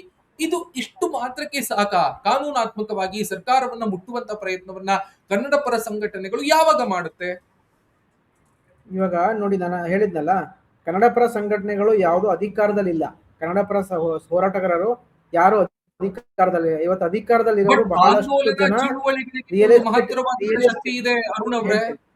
ಆಂದೋಲನ ಮತ್ತೆ ರಿಯಲ್ ಎಸ್ಟೇಟ್ ಏಜೆಂಟ್ಗಳು ಚಳುವಳಿಯಂತಹ ಎಲ್ಲ ವಿಷಯಗಳಿಗೂ ಕೂಡ ಒಂದು ಮಹತ್ತರವಾದಂತಹ ಶಕ್ತಿ ಇದೆ. ಅದರಿಂದ ಹೌದು. ಎಲ್ಲವನ್ನೂ ಕೂಡ ಮಾಡೋದಕ್ಕೆ ಸಾಧ್ಯ ಇದೆ ಅಂತ. ಇವತ್ತು ಇವತ್ತು ಏನಾಗ್ತಿದೆ ಅಂದ್ರೆ ಕನ್ನಡ ಪರ ಸಂಘಟನೆಗಳು ಇರೋದ್ರಿಂದ ಹ್ಮ್ ಅಟ್ಲೀಸ್ಟ್ ಈ ತರ ಅನ್ಯಾಯ ಆದಾಗ ಯಾರಾದ್ರೂ ಬೀದಿಗೆ ಬಂದು ಹೋರಾಟ ಮಾಡ್ತಾ ಇದಾರೆ. ಅಟ್ಲೀಸ್ಟ್ ಕನ್ನಡ ಪರ ಸಂಘಟನೆಗಳಿಗೂ ಇದೇ ಇಲ್ಲ ಅಂದಿದ್ರೆ, ಕನ್ನಡ ಪರ ಸಂಘಟನೆಗಳ ಇಲ್ಲ ಅಂದಿದ್ರೆ ಈ ವಿಚಾರಗಳನ್ನ ನಾವು ವಿರೋಧಿಸಕ್ಕೂ ಸಹ ಸಾಧ್ಯ ಆಗದ ತರ ಪರಿಸ್ಥಿತಿ ನಿರ್ಮಾಣ ಆಗ್ತದೆ. ಯಾಕೆ ಅಂದ್ರೆ ನಾವು ಪ್ರಶ್ನೆ ಮಾಡಬೇಕಾಗಿದ್ದು ಪ್ರಜಾಪ್ರಭುತ್ವದಲ್ಲಿ ನಾವು ಯಾರು ಓಟ್ ಹಾಕಿ ನಾವು ಗೆಲ್ಸಿರ್ತೀವಿ ಅವರು ಸರಿಯಾದ ಕಾನೂನುಗಳನ್ನ ಮಾಡಬೇಕಾಗಿತ್ತು. ಇಲ್ಲಿ ಯಾವ ಜನಪ್ರತಿನಿಧಿಗಳು ಸಹ ಆ ಕಾನೂನುಗಳನ್ನ ಮಾಡೋ ನಿಟ್ಟಲ್ಲಿ ಯಾವ ಕೆಲಸನೂ ಮಾಡ್ತಾ ಇಲ್ಲ. ಮತ್ತೆ ಏನಾಗುತ್ತೆ ಅಂದ್ರೆ ಮೀಡಿಯಾದಲ್ಲೂ ಸಹ ಇವತ್ತು ಒಂದು ಸುದ್ದಿ ಬಂದಾಗ ನಾಳೆ ಇನ್ನೊಂದು ಸುದ್ದಿ ಬರುತ್ತೆ, ನಾಡಿದ್ದು ಇನ್ನೊಂದು ಸುದ್ದಿ ಬರುತ್ತೆ. ಹಾಗಾದಾಗ ಏನಾಗುತ್ತೆ, ಯಾವ ಜನಪ್ರತಿನಿಧಿಗೂ ಯಾವುದೇ ಪ್ರೆಷರ್ ಕೂಡ ಇಲ್ಲ. ಅವ್ರಿಗೆ ಇನ್ನೊಂದು ಸುದ್ದಿ ಬರುತ್ತೆ, ನಾಳೆ ಇನ್ನೊಂದು ಹೋಗುತ್ತೆ, ನಾಡಿದ್ದು ಇನ್ನೊಂದು ಹೋಗುತ್ತೆ. ಅದು ಆಗ್ತಾನೆ ಇರೋದ್ರಿಂದ ಪತ್ರಿಕೆಗಳಿಂದನೂ ಸಹ ಜನಪ್ರತಿನಿಧಿಗಳ ಮೇಲೆ ಪ್ರೆಷರ್ ಬೀಳ್ತಾ ಇಲ್ಲ ಒಂದ್ ಕಡೆಯಿಂದ. ಇನ್ನೊಂದ್ ಕಡೆಯಿಂದ ಅವ್ರಿಗೆ ಏನ್ ಬೇಕೋ ಅವ್ರು ಅದನ್ನ ಮಾಡ್ಕೋತಾರೆ ಹೊರತುನೆ ಯಾರಿಗೂ ಕೊನೆಗೆ ನಾವು ಕನ್ನಡ ಪರ ಸಂಘಟನೆಗಳು ನೀವು ಇದನ್ನ ಮಾಡ್ಲಿಲ್ಲ ಅಂದ್ರೆ ನಾವ್ ಏನ್ ಮಾಡಕ್ಕಾಗತ್ತೆ? ಯಾಕಂದ್ರೆ ನಮಗೂ ಬೇರೆ ಕೆಲಸಗಳಿರುತ್ತೆ. ನಮ್ಗೆ ಕನ್ನಡ ಪರ ಹೋರಾಟಗಾರರಿಗೆ ಅವರ ಕೆಲಸಗಳನ್ನ ಬಿಟ್ಟು ಮಾಡ್ತಾರೆ ಹೊರತುನೆ ಆದ್ರೆ ಜನಪ್ರತಿನಿಧಿಗಳಿಗೆ ಸಂಬಳ ಬರುತ್ತೆ. ನಮ್ಮ ತೆರಿಗೆ ದುಡ್ಡಲ್ಲಿ ನಾವು ಸಂಬಳ ಕೊಡ್ತಾ ಇದೀವಿ ಅವ್ರಿಗೆ. ಅವ್ರು ಯಾರು ಫ್ರೀ ಮಾಡ್ತಿಲ್ಲ. ಕನ್ನಡ ಪರ ಹೋರಾಟದಲ್ಲಿ ನಾಳೆ ಹೋರಾಟಕ್ಕೆ ಬರೋರ್ಗೆ ಯಾರಿಗೂ ಸಂಬಳ ಕೊಡಲ್ಲ. ಯಾರು ನಮ್ಮನೇಲಿ ಯಾರು ಈ ಎಕ್ಸಾಮ್ ಬರೀತಾರೋ ಇಲ್ವೋ, ಕನ್ನಡಿಗ ಇನ್ನೊಬ್ಬ ಕನ್ನಡಿಗ ನನ್ನದೇ ಮಾತನ್ನ ನನ್ನದೇ ಭಾಷೆಯನ್ನ ಆಡೋ ಒಬ್ಬ ಕನ್ನಡಿಗನಿಗೆ ಅನ್ಯಾಯ ಆಗ್ಬಾರ್ದು ಅನ್ನೋ ನಿಟ್ಟಿನಲ್ಲಿ ನನ್ನ ಕೆಲಸಗಳನ್ನ ಬಿಟ್ಟು ನಾನು ಬರ್ತಾ ಇದ್ದೀನಿ ಹೊರತುನೆ ಯಾವುದೇ ಜನಪ್ರತಿನಿಧಿಗಳು ಇದಾರಲ್ಲ ಅವ್ರಿಗೆ ಸಂಬಳ ಕೊಡ್ತಿದೀವಿ. ನಾವು ನಮ್ಮ ತೆರಿಗೆಯಿಂದ ಸಂಬಳ ಕೊಡ್ತೀವಿ. ಪ್ರತಿ ಕೂತರ ತೆರಿಗೆ ಕಟ್ತಾ ಇದೀವಿ. ಅದರಲ್ಲಿ ಅವ್ರಿಗೆ ಸಂಬಳ ಕೊಡ್ತಾ ಇದೀವಿ, ಅವ್ರ ಕಾರ್ ಕೊಡ್ತಾ ಇದೀವಿ, ಅವ್ರಿಗೆ ಸೆಕ್ಯೂರಿಟಿ ಕೊಡ್ತಾ ಇದೀವಿ. ಯಾರ ಕೆಲ್ಸ ಇದು? ಈ ವಿಚಾರದಲ್ಲಿ ಕನ್ನಡ ಪರ ಹೋರಾಟಗಾರರನ್ನ ದೂಷಣೆ ಮಾಡಕ್ಕೆ ಆಗಲ್ಲ. ಯಾಕೆಂದ್ರೆ ನಾವು we are going beyond our responsibilities. ನಮಗೆ ನಾವು ರೆಸ್ಪಾನ್ಸಿಬಿಲಿಟೀಸ್ ನ ಫಿಕ್ಸ್ ಮಾಡಬೇಕಾಗಿದ್ದು ಡೆಮೋಕ್ರಸಿನಲ್ಲಿ ಜನಪ್ರತಿನಿಧಿಗಳಿಗೆ, ಸಾಮಾನ್ಯ ಜನಕ್ಕಲ್ಲ. ಸಾಮಾನ್ಯ ಜನ ನಾನು ತೆರಿಗೆ ಮೇಲೆ ನಾನು ಯಾಕೆ ಹೋರಾಟ ಮಾಡಬೇಕು? ಆತರ ಹೋರಾಟ ಮಾಡಬೇಕಾದ ಪರಿಸ್ಥಿತಿ ನಿರ್ಮಾಣ ಮಾಡ್ತಾ ಇರೋದ್ರಿಂದನೇ ನಾನು ಆಚೆ ಬರಬೇಕಾಗಿದೆ ಅಲ್ವಾ? ಸೊ ಹಾಗಾಗಿ ನಾನು ಈ ವಿಚಾರಗಳನ್ನ ನೋಡಿದಾಗ ಕನ್ನಡ ಪರ ಸಂಘಟನೆಗಳು ಅದನ್ನ ಮಾಡ್ಬೋದಾಗಿತ್ತು, ಇದನ್ನ ಮಾಡ್ಬೋದಾಗಿತ್ತು. ಹೌದು, ಮಾಡ್ಬೋದಾಗಿತ್ತು. ಆಲ್ ಆಪ್ಷನಲ್ ಅಲ್ವಾ? ಆಪ್ಷನಲ್ ಅದು. ಮತ್ತೆ ಅದನ್ನ ಹೇಳಿದ್ನಲ್ಲ ನಾನು, 343ರಲ್ಲಿ ಹಿಂದಿ ಮತ್ತೆ ಇಂಗ್ಲಿಷ್ ನ ಮಾತ್ರ ಅಫಿಷಿಯಲ್ ಅಂತ ಕರ್ಕೊಂಡು ನಾವು ಹೋಗ್ಬಿಟ್ಟು ಕೋರ್ಟ್ಗೆ ಹೋಗಿ ಅಂದ್ರೆ ಹೆಂಗಾಗತ್ತೆ? ಕೋರ್ಟ್ ಒಪ್ಪೋದೇ ಇಲ್ವಲ್ಲ. ಅಲ್ಲ, ಈಗ ನೀವು ನೋಡಿ, ಇವತ್ತೊಂದು ತೀರ್ಮಾನಕ್ಕೆ ಬಂದ್ರಿ. ನೀವು ಇವತ್ತೊಂದು ಪತ್ರಿಕಾಗೋಷ್ಠಿಯನ್ನ ನಡೆಸಿ ಒಂದು ತೀರ್ಮಾನಕ್ಕೆ ಬಂದ್ರಿ. ನಾಳೆ ಕನ್ನಡದಲ್ಲಿ ಪರೀಕ್ಷೆ ಪತ್ರಿಕೆಗಳಲ್ಲಿ ಕನ್ನಡ ಭಾಷೆ ಇಲ್ಲದೆ ಇದ್ರೆ ನಾವು ಪರೀಕ್ಷೆಯನ್ನ ನಡೆಸೋದಕ್ಕೆ ಅವಕಾಶವನ್ನ ಮಾಡಿಕೊಡಲ್ಲ ಅನ್ನೋದನ್ನ ಸ್ಪಷ್ಟವಾಗಿ ನೀವು ಒಂದು ತೀರ್ಮಾನಕ್ಕೆ ಬಂದ್ರಿ. ಎಷ್ಟು ಜನ ಈಗ ಪರೀಕ್ಷಾರ್ಥಿಗಳು ನಿಮ್ಮ ಪರವಾಗಿದ್ದಾರೆ? ಅಂದ್ರೆ ಈಗ ನಿಮ್ಮ ಪರವಾಗಿ ಬಂದು ಕನ್ನಡ ಎಕ್ಸಾಮ್ ಅನ್ನ ಕೊಟ್ಟಿಲ್ಲ ನಮ್ಗೆ ಅಂತ ಹೋರಾಟ ಮಾಡೋದ್ರ ಮುಖೇನವಾಗಿ ಅವರ ಭವಿಷ್ಯವನ್ನ ಅವ್ರು ಹಾಳು ಮಾಡ್ಕೊಳ್ಬೇಕಾ, ಅಥವಾ ಅವ್ರ ಪರೀಕ್ಷೆಯನ್ನ ಬರೆಯುವುದಕ್ಕೆ ಹೋಗಿ ಪರೀಕ್ಷೆಯಲ್ಲಿ ಪಾಸ್ ಆಗೋದು ಅಥವಾ ಅವರ ಭವಿಷ್ಯವನ್ನ ನೋಡ್ಕೊಳ್ಬೇಕಾ ಅನ್ನುವಂತ ಪ್ರಶ್ನೆ ಕೂಡ ಉದ್ಭವ ಆಗುತ್ತೆ ಅಂತ. ನಾಳೆ ದಿವಸ ನೀವು ಪರೀಕ್ಷಾ ಕೇಂದ್ರಗಳಿಗೆ ಹೋಗಿ ಸರ್ಕಾರದ ವಿರುದ್ಧ ಮತ್ತೆ ಇಲಾಖೆ ವಿರುದ್ಧ ನೀವು ಘೋಷಣೆ ಕೂಗ್ತೀರಿ, ಪ್ರತಿಭಟಿಸ್ತೀರಿ, ಎಲ್ಲವನ್ನೂ ಕೂಡ ಮಾಡ್ತೀರಿ. ಪೊಲೀಸರು ನಿಮ್ಮನ್ನು ಬಂದು ವಶಕ್ಕೆ ತೆಗೆದುಕೊಳ್ತಾರೆ, ಸ್ವಲ್ಪ ಹೊತ್ತಲ್ಲಿ ಬಿಟ್ಟು ಕಳಿಸ್ತಾರೆ. ಇದೆಲ್ಲ ಒಂದು ಪ್ರೋಸೆಸ್ ನಡೀತಾನೆ ಇರುತ್ತೆ. ಬಟ್ ಪರೀಕ್ಷೆಗಾಗಿ ಓದಿದವ, ಪರೀಕ್ಷೆಯನ್ನ ಬರೆಯುವುದು, ಇಲಾಖೆಯಲ್ಲಿ ಒಂದು ಹುದ್ದೆಯನ್ನ ಅಲಂಕರಿಸಬೇಕು ಅಂತಹ ಒಂದು ಕನಸು ಕಾಣ್ತಾ ಇದ್ದವ, ನಾಳೆ ಭವಿಷ್ಯ ಏನು ಅಂತ, ನಿಮ್ಮ ಜೊತೆಗೆ ಬಂದವನ ಪರೀಕ್ಷಾರ್ಥಿಯ ಭವಿಷ್ಯ ಏನು ಅಂತ. ಹೌದು, ನೀವು ಕನ್ನಡದಲ್ಲಿ ಈಗ ಇದೇ ಪ್ರಶ್ನೆಯನ್ನ ಕನ್ನಡದಲ್ಲಿ ಪರೀಕ್ಷೆಯನ್ನ ಕೊಡದಿರೋ ಅಧಿಕಾರಿಗಳನ್ನ ಕೇಳಬೇಕು ನೀವು, ಅಥವಾ ಕನ್ನಡದಲ್ಲಿ ಪರೀಕ್ಷೆಯನ್ನ ಕೊಡದಿರೋ ಸರ್ಕಾರವನ್ನ ಅಥವಾ ಅದರ ಪ್ರತಿನಿಧಿಗಳನ್ನ ಕೇಳಬೇಕು ಹೊರತುನೆ, ಅಥವಾ ಈ ವಿಚಾರದಲ್ಲಿ ಯಾವುದೇ ಮಾತನ್ನೇ ಆಡ್ತಾ ಇರೋದು ರಾಜ್ಯ ಕನ್ನಡ ಸಂಘಟನೆಗಳು ಹೋರಾಟ ಯಾಕೆ ಮಾಡ್ತಾ ಇದ್ದಾರೆ? ಇನ್ನೊಬ್ನಿಗೆ ಅನ್ಯಾಯ ಆಗುತ್ತೆ, ನೀವು ಹೋದ್ರೆ ವಿಷಯ ಬರುತ್ತೆ, ಕನ್ನಡಿಗರಿಗೆ ಅನ್ಯಾಯ ಆಗತ್ತಲ್ವಾ? ನೀವು ಕನ್ನಡದಲ್ಲಿ ಯಾಕೆ ಎಕ್ಸಾಮ್ ಕೊಡ್ತಾ ಇಲ್ಲ? ಎಕ್ಸಾಕ್ಟ್ಲಿ, ಯಾಕೆ ಕನ್ನಡದಲ್ಲಿ ಎಕ್ಸಾಮ್ ಬರಿಬಾರ್ದು? ಬರಿಬೇಕು, ಬರಿಬಾರ್ದು ಅಂತದೇನಿಲ್ಲ. ಅಟ್ಲೀಸ್ಟ್ ಈಗ ನೀವು ಕನ್ನಡ ಪರ ಸಂಘಟನೆಯಿಂದ ವಿ ಸೋಮಣ್ಣ ಅವರನ್ನಾಗ್ಲಿ ಅಥವಾ ಇಲಾಖೆಗೆ ಸಂಬಂಧಪಟ್ಟ ಹಾಗೆ ಅಧಿಕಾರಿಗಳನ್ನ ಭೇಟಿ ಆಗುದು ಅಥವಾ ಅವರಿಗೆ ಮನವಿ ಸಲ್ಲಿಸುದು, ಈ ತರದ ಏನಾದ್ರು ಕೆಲಸಗಳನ್ನ ಮಾಡಿದೀರಾ?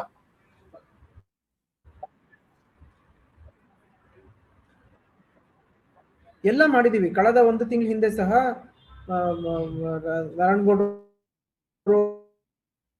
ಮತ್ತೆ ತುಂಬಾ ಬಹಳಷ್ಟು ಜನ ಹೋಗಿ ಅಲ್ಲಿ ಭೇಟಿ ಮಾಡಿ ಕನ್ನಡದಲ್ಲಿ ವಿಷಯ ಕೊಡ್ಲೇಬೇಕು ಅಂತ ಮಾತಾಡಿದ್ರು.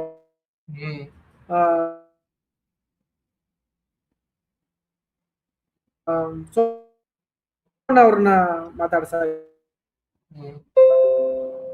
ಪತ್ರಿಕೆಗಳಲ್ಲಿ ಯಾವ್ದೋ ಹಿಂದೆ ರಾಜ್ಯ ಸರ್ಕಾರಕ್ಕೆ ಗೊತ್ತಾಗ್ತಿಲ್ಲ ಅಂದ್ರೆ ಬೇರೆ ತರ, ಪತ್ರಿಕೆ ಸಹ ಕರ್ನಾಟಕ ಸರ್ಕಾರದ ಒಂದು ಮಾತು ಆಡ್ತಾ ಇಲ್ಲ ಅಂದ್ರೆ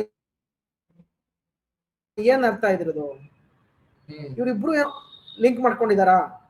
ಅಲ್ಲ, ರಾಜಕೀಯ ಕಾಂಗ್ರೆಸ್ ಮತ್ತೆ ಬಿಜೆಪಿ ಅವರಿಬ್ರು ಒಂದಾಗಿ ತಮ್ಮ ಹೊಣೆಗಾರಿಕೆಯನ್ನ ಮರಿತಾ ಇದ್ದಾವೆ, ಕನ್ನಡಿಗರಿಗೆ ಅನ್ಯಾಯ ಮಾಡ್ಬೇಕು ಅಂತ ನಿರ್ಧಾರ ಮಾಡ್ಕೊಂಡಿದಾರ ಅನ್ನೋ ಪ್ರಶ್ನೆ ಮಾಡ್ಬೇಕಾಗತ್ತೆ. ರಾಜಕೀಯ ಪಕ್ಷದವರು ಅಧಿಕಾರದಲ್ಲಿ ಇಟ್ಕೊಂಡು ಅವರ ಹೊಣೆಗಾರಿಕೆಯನ್ನ ಮರಿತಾ ಇದ್ದಾರೆ ಅನ್ನೋದು ಇಲ್ಲಿ ಸ್ಪಷ್ಟವಾಗಿ ಗೊತ್ತಾಗ್ತಾ ಇದೆ. ನೀವು ಈಗ ಸರ್ಕಾರದ ಭಾಗದಲ್ಲಿರುವಂತಹ ಯಾರಾದ್ರೂ ಸಚಿವರನ್ನು ಅಥವಾ ಮುಖ್ಯಮಂತ್ರಿಗಳಿಗೆ ಪತ್ರ ಬರೆಯುವುದು ಅಥವಾ ಅವರನ್ನು ಭೇಟಿಯಾಗಿ ಈ ತರದ ಅನ್ಯಾಯ ಆಗ್ತಾ ಇದೆ, ಕೇಂದ್ರ ಸರ್ಕಾರಕ್ಕೆ ಎಚ್ಚರ ವಹಿಸಿ, ನೀವು ಎಚ್ಚರಿಕೆಯನ್ನ ಕೊಡಿ ಅನ್ನುವಂತಹದ್ದನ್ನ ನೀವು ಮನವರಿಕೆ ಮಾಡುವಂತ ಕೆಲಸ ಮಾಡಿದ್ದೀರಾ, ಅಥವಾ ಬರೀ ನಿಮ್ದು ಹೋರಾಟ ಇಷ್ಟಕ್ಕೆ ಸೀಮಿತ ಆಗಿಟ್ಕೊಂಡು ಸರ್ಕಾರವನ್ನ ಪ್ರಶ್ನಿಸುವಂತ ಕೆಲಸವನ್ನ ಮಾಡ್ತಾ ಇದ್ದೀರಾ ಅಂತ? ನಾವು ಹೋರಾಟಗಾರರಾಗಿ ನಾವು ಸರ್ಕಾರವನ್ನ ಎಚ್ಚರಿಸುವ ಕೆಲಸ ಮಾಡಬಹುದು ಅಷ್ಟೇನೆ. ನಮಗೆ ಕಾನೂನು ತಿದ್ದುಪಡಿ ಮಾಡೋದಕ್ಕೆ ಅವಕಾಶಗಳಿಲ್ಲ. ಎರಡನೇದು, ಭಾರತ ಸರ್ಕಾರವನ್ನ ಎಚ್ಚರಿಸಬಹುದು ಅಥವಾ ಅಧಿಕಾರಿಗಳಿಗೆ ಎಚ್ಚರಿಕೆ ಕೊಡಬಹುದು, ನೀವು ನಡೆಸಬೇಕು, ನಾವು ನಿಲ್ಲಿಸ್ತೀವಿ ಅಂತ ನಾವು ಹೇಳ್ಬಹುದು. ಆಯ್ತಾ? ಇವಾಗ ಏನ್ ಮಾಡ್ತಿದ್ರೆ, ನಾವು ಹೋರಾಟ ಮಾಡ್ತೀವಿ ಅಂದ ತಕ್ಷಣ ಏನ್ ಮಾಡಿದ್ದಾರೆ, ಸಿದ್ದರಾಮಯ್ಯ ಅವರ ಸರ್ಕಾರದಿಂದ ಪೊಲೀಸ್ ಇಲಾಖೆಯವರು ಒಂದು ನೋಟಿಸ್ ನ ಕೊಟ್ಟಿದ್ದಾರೆ. ಏನಂತ ಕೊಟ್ಟಿದ್ದಾರೆ, ನೀವು ಪ್ರತಿಭಟನೆ ನಡೆಸೋದಾದ್ರೆ ಫ್ರೀಡಂ ಪಾರ್ಕ್ ಅಲ್ಲಿ ಉಪ್ಪರ್ಪೇಟೆ ಸ್ಟೇಷನ್ಗೆ ಮನವಿ ಕೊಟ್ಟು ಅಲ್ಲಿಂದ ಅಪ್ರೂವಲ್ ತಗೊಂಡು ಫ್ರೀಡಂ ಪಾರ್ಕ್ ಅಲ್ಲಿ ನೀವು ಹೋರಾಟ ಮಾಡ್ಕೊಳ್ಳಿ ಅನ್ನೋ ತರ ಒಂದು ನೋಟಿಸ್ ನ ಕೊಟ್ಟಿದ್ದಾರೆ. ಆಯ್ತಾ? ಅದ್ರ ಅರ್ಥ ಏನಂದ್ರೆ, ಇವತ್ತು ನಮ್ಗೆ ಫ್ರೀಡಂ ಪಾರ್ಕ್ ಅಲ್ಲಿ ಹೋರಾಟ ಮಾಡಿದ್ರೆ ಯಾರು ಕೇಳ್ತಾರೆ?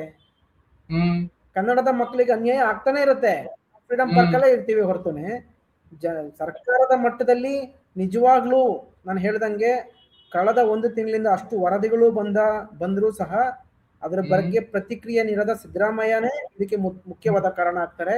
ಮತ್ತೆ ತೊಂದರೆಗಳಾಗ್ತಾ ಇದ್ರು ಸಹ ಈ ವಿಚಾರದಲ್ಲಿ ಸರಿಯಾದ ಗಟ್ಟಿಯಾದ ನಿಲುವುಗಳನ್ನ, ಗಟ್ಟಿಯಾದ ಕಾನೂನುಗಳನ್ನ ಜಾರಿ ಮಾಡದೇ ಇರೋ ನರೇಂದ್ರ ಮೋದಿನೇ ಈ ಎಲ್ಲಾ ಪ್ರಾಬ್ಲಮ್ಗೆ ಮುಖ್ಯ ಕಾರಣರಾಗ್ತಾರೆ ಹೊರತುನೆ ಸಾಮಾನ್ಯ ಜನ ಅಲ್ಲ. ನಮಗೂ ಬೇರೆ ಕೆಲ್ಸಗಳಿರುತ್ತಲ್ವಾ, ನಾವು ಬೇರೆ ಬೇರೆ ಕಡೆ ಕೆಲಸ ಮಾಡ್ತಾ ಇರ್ತೀವಿ, ನಮ್ಗೆ ಯಾವ ತೆರಿಗೆ ದುಡ್ಡಲ್ಲಿ ನಮ್ಗೆ ಯಾರಿಗೂ ಸಂಬಳ ಕೊಡ್ತಾ ಇಲ್ಲ. ನಾವು ಇನ್ನೊಬ್ಬ ಕನ್ನಡಿಗರಿಗೆ ಅನ್ಯಾಯ ಆಗ್ಬಾರ್ದು ಅಂತ ನಾವು ಹೋರಾಟ ಮಾಡಿ ನಾಳೆ ಅವರು ಜೈಲ್ಗೆ ಹಾಕ್ತಾರೋ ಇನ್ನೊಂದೋ ಮತ್ತೊಂದೋ, ಅಲ್ಲಿ ನಮ್ಮ ಹಬ್ಬನ ನಮ್ಮ ರಾಜ್ಯಾಧ್ಯಕ್ಷರು ಅದನ್ನೇ ಹೇಳಿದ್ರು, ಆಯ್ತು ನೀವು ಜೈಲ್ಗೆ ಹಾಕ್ತೀರಾ ಹಾಕಿ, ನಾವು ಯುಗಾದಿನ ಜೈಲಲ್ಲೇ ಮಾಡ್ತೀವಿ ಅಂತ. ನಮ್ ಕೈಲಿ ಇನ್ನೇನ್ ಮಾಡಕ್ಕಾಗತ್ತೆ ಅಲ್ವಾ? ಸಿದ್ದರಾಮಯ್ಯ ಅವರು ಇವತ್ತು ಪತ್ರ ಬರೆದ್ರೆ ಅದು ಡೈರೆಕ್ಟ್ ಆಗಿ PMO ಆಫೀಸ್ಗೆ ರೀಚ್ ಆಗತ್ತೆ, PMO ಹೋಗುತ್ತೆ, ಅಲ್ಲಿ ಅಧಿಕಾರಿಯ ಮುಂದೆ ಕೂತ್ಕೊಳ್ಳುತ್ತೆ. ಆದ್ರೆ ನಾವು ಪತ್ರ ಬರೆದ್ರೆ ಡೈರೆಕ್ಟ್ ಹೋಗುತ್ತೆ ಅಲ್ಲಿಗೆ. ಅಲ್ಲ, ರಾಜ್ಯ ಸರ್ಕಾರದಿಂದ ಹೋದಂತಹ ಪತ್ರಗಳು ಎಷ್ಟರ ಮಟ್ಟಿಗೆ ಅದು ಅಲ್ಲಿಯ ಅಧಿಕಾರಿಗಳಿರ್ಲಿ ಅಲ್ವಾ ಅಥವಾ ಅಲ್ಲಿನ ಸಚಿವರು ನೋಡಿದ್ದಾರೆ ಅನ್ನುವುದು ಕೂಡ ಪ್ರಶ್ನೆ ಆಗುತ್ತೆ, ಮತ್ತೆ ನೋಡಿ ಅದಕ್ಕೆ ಪ್ರತಿಕ್ರಿಯೆಯನ್ನ ಕೊಟ್ಟಿದ್ದಾರೆ ಅನ್ನುವಂಥದ್ದು ಕೂಡ ಇಲ್ಲಿ ಪ್ರಶ್ನೆ ಆಗುತ್ತೆ. ಒಟ್ನಲ್ಲಿ ಇಲ್ಲಿ ಕೇಂದ್ರ ಸರ್ಕಾರ ಇಲ್ಲಿ ಬರ್ದೇ ಇಲ್ವಲ್ಲ. ನಾವು ಕಾಯ್ತಾ ಕೂತ್ಕೊಂಡಿಲ್ಲ, ನಾವು ಯೋಚನೆ ಮಾಡ್ತಿಲ್ಲ ನಾಳೆ ನಿಲ್ಲಿಸ್ತಾರ ಪರೀಕ್ಷೆ, ನಾವು ಅರೆಸ್ಟ್ ಆಗ್ತೀವ, ನಮ್ಮ ಕಾರ್ಯಕರ್ತರು ಏನಾಗ್ತಾರೆ, ಇನ್ನೊಂದು ಮತ್ತೊಂದು, ನಾವು ಅದನ್ನೆಲ್ಲ ನೋಡ್ತಾ ಇಲ್ಲ. ನಾವು ಕನ್ನಡಿಗನ ಉಳಿವಿಗಾಗಿ, ಕನ್ನಡಿಗನ ಒಂದು ಅಭಿವೃದ್ಧಿಗಾಗಿ ನಾವು ಹೋರಾಟ ಮಾಡೋಣ ಅಂತ ನಾವು ನಿರ್ಧಾರ ಮಾಡಿದೀವಿ. ಯಾಕಿದೆ ಮನಸ್ಥಿತಿ ಸರ್ಕಾರಕ್ಕಿಲ್ಲ? ಅವ್ರು ಮಾಡ್ತಾರೋ ಬಿಡ್ತಾರೋ, ಅವ್ರು ರಿಪ್ಲೈ ಮಾಡ್ತಾರೋ ಬಿಡ್ತಾರೋ, ನಮ್ಮ ಒಂದು ಪ್ರತಿಭಟನೆಯನ್ನ ನಾವು ರಿಜಿಸ್ಟರ್ ಮಾಡಬೇಕು ಅಂತ ಯಾಕೆ ಸಿದ್ದರಾಮಯ್ಯ ಅವ್ರಿಗೆ ಅನ್ನಿಸ್ಲಿಲ್ಲ? ಯಾಕೆಂದ್ರೆ ಮುಖ್ಯವಾಗಿ ನಾನು ಯಾಕೆ ಸಿದ್ದರಾಮಯ್ಯ ಅವ್ರ ಮಾತನ್ನ ಮತ್ತೆ ಹೇಳ್ತಾ ಇದ್ದೀನಿ ಅಂದ್ರೆ, ಇವರು ಕನ್ನಡ ರಾಮಯ್ಯ ಅಂತ ಅನ್ನಿಸ್ಕೊಂಡವ್ರು, ಮತ್ತೆ ಕನ್ನಡವನ್ನ ಎಲೆಕ್ಷನ್ ಟೈಮ್ ಅಲ್ಲಿ ತುಂಬಾ ಕನ್ನಡದ ವಿಚಾರದಲ್ಲಿ ಮಾತಾಡಿದವರು. ಸೊ ಕನ್ನಡದ ವಿಚಾರಗಳು ಬರೀ ಎಲೆಕ್ಷನ್ಗೆ ಮಾತ್ರ ಸೀಮಿತನಾ? ಚುನಾವಣಾ ಪ್ರಚಾರಗಳಲ್ಲಿ ಮಾತನಾಡಿದವರೆಲ್ಲ ನಮ್ಗಾಗಿದ್ದಿದ್ರೆ ಇಷ್ಟೊತ್ತಿಗೆ ಎಲ್ಲಾನು ಸರಿಯಾಗ್ತಿತ್ತು ಅರುಣ್ ಜಾಗಲ್ ಅವರೇ. ಹೌದು, ಅಲ್ಲ ಅದು ನಿಜ, ಅದು ನಿಜ. ಬಟ್ ನಾವ್ ಇದನ್ನ ಪ್ರಶ್ನೆ ಮಾಡ್ಲೇಬೇಕಲ್ಲ. ಪ್ರಶ್ನೆ ಮಾಡ್ಲಿಲ್ಲ ಅಂದ್ರೆ ಮುಂದುವರಿಸ್ತಾನೆ ಇರ್ತಾರೆ. ಎಲೆಕ್ಷನ್ ಅಥವಾ ವಿ ಸೋಮಣ್ಣ ಏನು ಪ್ರಶ್ನಾರ್ಹರಲ್ಲ, ನರೇಂದ್ರ ಮೋದಿ ಅವರು ಏನು ಪ್ರಶ್ನಾರ್ಹರಲ್ಲ, ಅವರೆಲ್ಲ ಏನು ಮೇಲಿಂದ ಉದುರದವರಲ್ಲ, ಇಲ್ಲೇ ಇದ್ದು ನಮ್ಮಿಂದ ಆಯ್ಕೆಯಾಗಿ ಚುನಾವಣೆಯಲ್ಲಿ ಗೆದ್ದು ಹೌದು ಅಧಿಕಾರದಲ್ಲಿ ಇರೋರು. ಹಾಗಾಗಿ ಪ್ರಶ್ನೆ ಮಾಡುವಂತಹ ಎಲ್ಲಾ ಹಕ್ಕು ಹೌದು ಮತ್ತೆ ಕರ್ತವ್ಯ ನಮ್ದು ಕೂಡ ಅದು. ಸೊ ಹಾಗಾಗಿ ಪ್ರಶ್ನೆ ಮಾಡ್ತಾ ಇದ್ರು. ಮತ್ತೆ ಹೌದು ಪರೀಕ್ಷಾರ್ಥಿಗಳಿಗೆ ಒಂದು ರೀತಿಯಲ್ಲಿ ಇದು ದೊಡ್ಡ ಮಟ್ಟದಲ್ಲಿ ಅನ್ಯಾಯ ಆಗ್ತಾ ಇದೆ ಅನ್ನೋದ್ರಲ್ಲಿ ಏನು ಅನುಮಾನ ಇಲ್ಲ ಅಂತಾನೆ ಕಾಣಿಸುತ್ತೆ. ಹೌದು ಹೌದು ಹೌದು ಎಷ್ಟು ಸಾಮಾನ್ಯ ಡಿ ಗ್ರೂಪ್ ಹುದ್ದೆಯಲ್ಲಿರೋರಿಗೆ ನೀವು ಹಿಂದಿ ಇಂಗ್ಲಿಷ್ ಹ್ಮ್ ಅಲ್ಲಿ ಎಕ್ಸಾಮ್ ಬರೀರಿ ಅಂದ್ರೆ ಅದು ನಿಜವಾಗ್ಲೂ ಮಾನವ ವಿರೋಧಿ ಅಂತಾನೆ ಹೇಳ್ಬೇಕಾಗತ್ತೆ. ಹ್ಮ್ ಅಷ್ಟು ಹ್ಮ್ ಕೆಟ್ಟದಾಗಿ ನಡೆಸ್ಕೊತಾ ಇದ್ದಾರೆ ಅಂದ್ರೆ ನನ್ನ ಪ್ರಕಾರ, ನಾನು with respect to all our freedom fighters, ಬ್ರಿಟಿಷರು ಕೂಡ ಹ್ಮ್ ಇಷ್ಟೊಂದು ಕೆಟ್ಟದಾಗಿ ನಡೆಸ್ಕೊತಾ ಇರಲಿಲ್ಲ ಅನ್ಸುತ್ತೆ. ಹ್ಮ್ ಯಾಕೆಂದ್ರೆ ಮತ್ತೆ ಮತ್ತೆ ನಾವು ಹೇಳ್ತಾನೆ ಇದೀವಿ ಕನ್ನಡದಲ್ಲಿ ಕೊಡಿ, ಈ ಕಡೆ ಕೊಡಿ. ನಾವು ಏನಾದ್ರು ಸ್ಪೆಷಲ್ ಆಗಿ ಏನಾದ್ರು ಕೇಳ್ತಾ ಇದೀವಿ, ನಾವೇನಾದ್ರೂ ಎಕ್ಸ್ಟ್ರಾ ಪ್ರಿಫರೆನ್ಸ್ ಕೇಳ್ತಾ ಇದೀವಿ, ಅಥವಾ ಹಿಂದಿಲಿ ಕೊಡ್ಲೇಬಾರ್ದು ಅಂದ್ರೆ ಬೇರೆ ತರ ಆಗುತ್ತೆ. ಹಿಂದಿಯಲ್ಲಿ ಹ್ಮ್ ಕೊಡಿ ಕೊಡ್ರಪ್ಪ, ಬಟ್ ಕನ್ನಡದವ್ರಿಗೆ ಕನ್ನಡದಲ್ಲಿ ಕೊಡಿ ಅಂದ್ರೆ ಏನ್ ತಪ್ಪಾಗುತ್ತೆ? ಹ್ಮ್ ಯಾಕೆ ಇವ್ರಿಗೆ ಅರ್ಥ ಆಗ್ತಿಲ್ಲ ಇದು? ಹ್ಮ್ ನಾವು ಎಷ್ಟು ಸಾವಿರಾರು ಕೋಟಿ ಲಕ್ಷಾಂತರ ಕೋಟಿ ಟ್ಯಾಕ್ಸ್ ಕೊಡ್ತಾ ಇದೀವಿ, ಹ್ಮ್ ಅಷ್ಟು ಕೊಟ್ಟರು ಸಹ ನಮಗೆ ಬೆಲೆ ಇಲ್ಲ ಅಂದ್ರೆ ಏನ್ ಅರ್ಥ ಹ್ಮ್ ಇದ್ರದು? ಸೊ ನಾವು ಓವರ್ ಆಲ್ ಈ ಒಂದು ಇಂಡಿಯನ್ ಯೂನಿಯನ್ ಸಿಸ್ಟಮ್ ಇದೆಯಲ್ಲ ಅದನ್ನೇ ಕ್ವೆಶನ್ ಮಾಡ್ಬೇಕಾಗತ್ತೆ ನಿಜವಾಗ್ಲೂ. ಏನಪ್ಪ ನಾವ್ ಇಷ್ಟು ತೆರಿಗೆ ಕಟ್ತಾ ಇದೀವಿ, ನಾವು ಈ ಯೂನಿಯನ್ ನ ಭಾಗ ಆಗಿದ್ದೀವಿ, ಇಲ್ಲಿ ಒಂದು ಫೆಡರಲ್ ಸಿಸ್ಟಮ್ ಇದೆ, ಇದರೆಲ್ಲ ಅರ್ಥ ಏನು? ನಾವು ಇಲ್ಲಿ ಕಾಲಗಳು ಮಾತ್ರನಾ? ಹ್ಮ್ ಸಂವಿಧಾನದಲ್ಲಿ ಹೇಳ್ತಾರೆ ಸಮಾನತೆ ಅಂತ ಹೇಳ್ತಾರೆ. ಯಾಕೆ ಹಿಂದಿಯವರು ಮತ್ತೆ ಕನ್ನಡದವರು ಸಮಾನರು ಅಂದಾಗ ಹಿಂದಿಯವನಿಗೆ ಹಿಂದಿನಲ್ಲಿ ಅವಕಾಶ ಕೊಟ್ಟಾಗ ಕನ್ನಡದವನಿಗೆ ಕನ್ನಡದಲ್ಲಿ ಅವಕಾಶ ಕೊಡೋದಕ್ಕೆ ಏನ್ ಪ್ರಾಬ್ಲಮ್? ಅಲ್ಲಿ ಸಮಾನತೆ ಬರಲ್ವಾ ಹ್ಮ್ ಅನ್ನೋದನ್ನ ನಾವು ಕ್ವೆಶನ್ ಮಾಡ್ಬೇಕಾಗತ್ತೆ. ಅಲ್ಲೇ ಒಂದು Exactly. ಕಾನ್ಫ್ಲಿಕ್ಟ್ ಇದೆ. ಹ್ಮ್ ಆರ್ಟಿಕಲ್ 19 ನಲ್ಲಿ ಒಂದಿದೆ, ಆರ್ಟಿಕಲ್ 14 ನಲ್ಲಿ ಒಂದು ಬರುತ್ತೆ, ಮತ್ತೆ ಹ್ಮ್ ಆರ್ಟಿಕಲ್ 343 ನಲ್ಲಿ ಕಾನ್ಫ್ಲಿಕ್ಟ್ ಇದೆ. ಯಾಕೆಂದ್ರೆ ಹಿಂದಿಯವ್ರಿಗೆ ಹಿಂದಿನಲ್ಲಿ ಆಡಳಿತ ಸಿಗುತ್ತೆ, ಹಿಂದಿನಲ್ಲಿ ನಮಗೆ ಇದು ಸಿಗುತ್ತೆ, ಏನು ಪರೀಕ್ಷೆಗಳು ಸಿಗುತ್ತೆ, ಆಡಳಿತ ಸಿಗುತ್ತೆ, ಎಲ್ಲ ಸಿಗುತ್ತೆ. ಇವತ್ತಿನ ಎಐ ಪ್ರಪಂಚದಲ್ಲಿ, ಇವತ್ತಿನ ಟೆಕ್ನಾಲಜಿ ಇರೋ ಜಗತ್ತಿನಲ್ಲಿ ಅಥವಾ ಕಾಲಘಟ್ಟದಲ್ಲಿ ಹಿಂದಿನಲ್ಲಿ ಮಾತ್ರ ಮಾಡ್ತೀವಿ ಅಂದ್ರೆ ನಾವ್ ಹೆಂಗ್ ಒಪ್ಪಕ್ಕಾಗತ್ತೆ? ಅರುಣ್ ಜಗಲ್, ನೀವು ಒಂದು ಹೇಳಿದ್ರಲ್ಲ ಈ ಟೆಕ್ನಿಕಲ್ ಇಶ್ಯೂಸ್ ಬಗ್ಗೆ, it has demerits and disadvantages also. ಅಂದ್ರೆ ಈಗ ನೀವು ಎಐ ಮೂಲಕ ನಾವು ಕನ್ನಡ ಭಾಷಾಂತರ ಮಾಡ್ಬೋದು ಅಥವಾ ಗೂಗಲ್ ಟ್ರಾನ್ಸ್ಲೇಷನ್ ಇದನ್ನೆಲ್ಲ ಮಾಡ್ಬೋದು ಅಂತ ನೀವು ಹೇಳಿ, ಇದನ್ನ ಬಳಸ್ಕೊಂಡು ನಾನು ಅಲ್ಲ, ಆದ್ರೆ ಟೆಕ್ನಿಕಲಿ ತುಂಬಾ ಇಂಪ್ರೂವ್ ಇದೀವಿ. ಟೆಕ್ನಿಕಲಿ ನಾನು ಏನ್ ಹೇಳ್ತಾ ಇದ್ದೀನಿ ಅಂದ್ರೆ, ದೂರದಲ್ಲಿ ಕೂತಿರೋ, ದೂರದ ಅಮೆರಿಕದಲ್ಲಿರೋ ಗೂಗಲ್ ಸಂಸ್ಥೆಗೆ, ಮೈಕ್ರೋಸಾಫ್ಟ್ ಸಂಸ್ಥೆ ಅಥವಾ ಮೆಟಾ ಸಂಸ್ಥೆಗೆ ಅಥವಾ ಆಪಲ್ ಸಂಸ್ಥೆಗೆ ಕನ್ನಡನ ಬಳಕೆ ಮಾಡಬೇಕು ಅಂತ ಒಂದು ಇದಿದೆ ಅವ್ರಿಗೆ. ಆದ್ರೆ ಭಾರತ ಸರ್ಕಾರಕ್ಕೆ ಇಲ್ವಲ್ಲ ಅಂತ ಕೇಳ್ತಾ ಇರೋದು ನಾನು. ಆ ಗೂಗಲ್ ಟ್ರಾನ್ಸ್ಲೇಟರ್ ಹಾಕ್ಬಿಡಿ ಅಥವಾ ನೀವು ಚಾಟ್ ಜಿಪಿಟಿ ಯೂಸ್ ಮಾಡ್ಬಿಟ್ಟು ಟ್ರಾನ್ಸ್ಲೇಟ್ ಮಾಡಿ ಅಂತ ಹೇಳ್ತಾ ಇಲ್ಲ ನಾನು. ಅಲ್ಲಿಯ ದೂರದ ಸಂಸ್ಥೆಗಳು ಕನ್ನಡದಲ್ಲಿ ಎಐನ ತರೋದಕ್ಕಾಗ್ಬಹುದು, ಕನ್ನಡದಲ್ಲಿ ತಂತ್ರಜ್ಞಾನವನ್ನು ಅಭಿವೃದ್ಧಿ ಮಾಡೋದಕ್ಕೆ, ಕನ್ನಡದ ಮೂಲಕ ತಂತ್ರಜ್ಞಾನವನ್ನ ಬಳಕೆ ಮಾಡೋದಕ್ಕೆ ಸಾಧ್ಯ ಆಗೋ ತರ ವ್ಯವಸ್ಥೆಗಳನ್ನ ರೂಪಿಸ್ತಾ ಇರೋ ಕಾಲಘಟ್ಟದಲ್ಲಿ ಭಾರತ ಸರ್ಕಾರ, ನಾವು ತೆರಿಗೆ ಕಟ್ಟೋ ಸರ್ಕಾರ ಯಾಕೆ ಮಾಡ್ತಾ ಇಲ್ಲ ಅಂತ ಕೇಳ್ತಾ ಇದ್ದೀನಿ ಹೊರತುನೆ ಚಾಟ್ ಜಿಪಿಟಿ ಯೂಸ್ ಮಾಡಿ ಅಥವಾ ನೀವು ಗೂಗಲ್ ಟ್ರಾನ್ಸ್ಲೇಟ್ ಮಾಡಿ ಅನ್ನೋದು ನಾನು ಎಲ್ಲೂ ಹೇಳ್ತಾನೂ ಇಲ್ಲ, ನಾನು ಹೇಳೋದು ಇಲ್ಲ. ಸರ್ಕಾರನೇ ಮಾಡಬಹುದು ಇವತ್ತಿನ.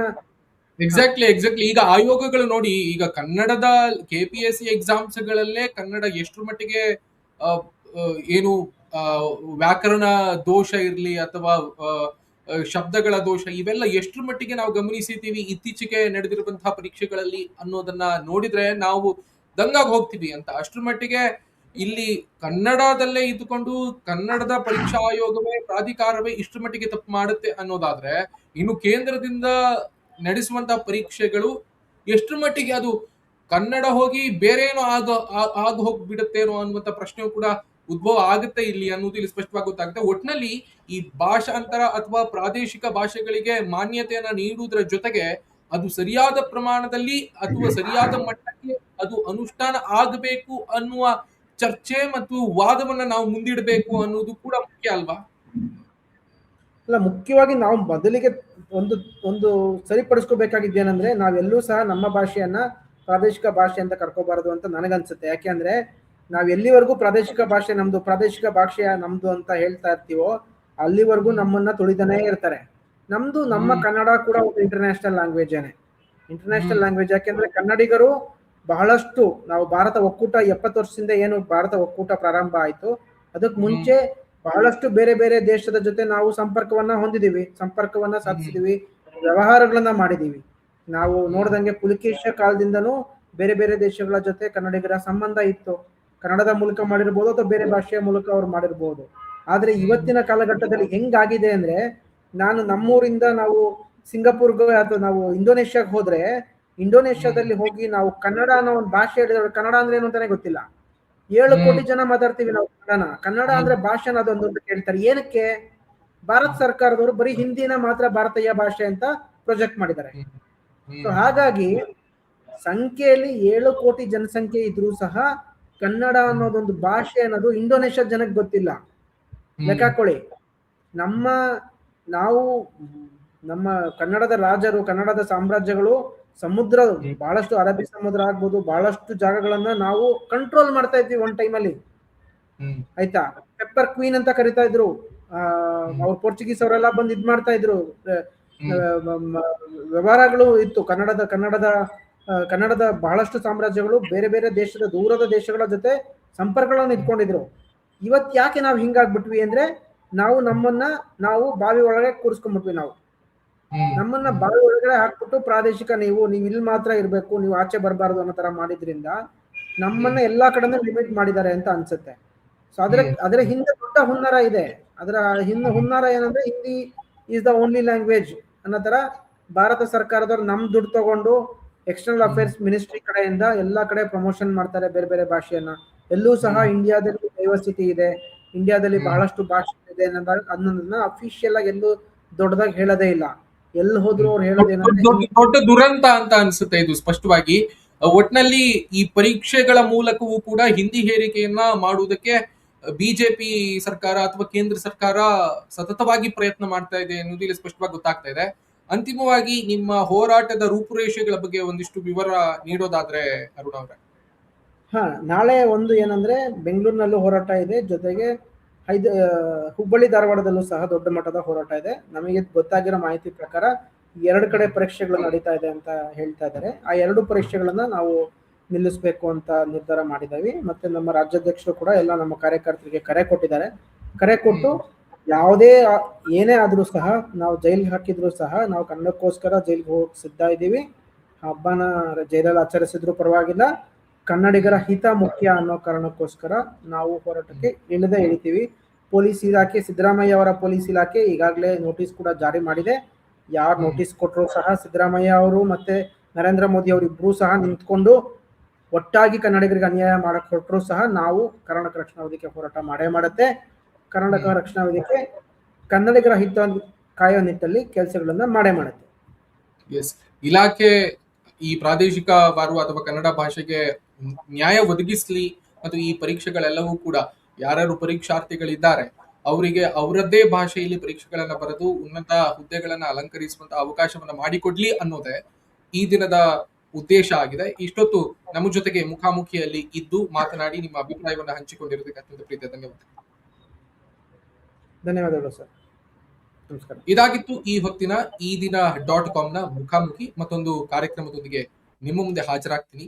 ಅಲ್ಲಿ ತನಕ ನೋಡ್ತಾ ಇರಿ ಈ ದಿನ .com. ನಮಸ್ಕಾರ. ಮತ್ತಷ್ಟು ವಿಶೇಷ ವಿಡಿಯೋಗಳನ್ನು ನೋಡಲು ಮತ್ತು ಹೊಸ ವಿಡಿಯೋಗಳ ಬಗ್ಗೆ ತಿಳಿಯಲು ಈ ದಿನ .com ಯೂಟ್ಯೂಬ್ ಚಾನೆಲ್ ಸಬ್ಸ್ಕ್ರೈಬ್ ಮಾಡಿ ಮತ್ತು ಬೆಲ್ ಐಕಾನ್ ಕ್ಲಿಕ್ ಮಾಡಿ.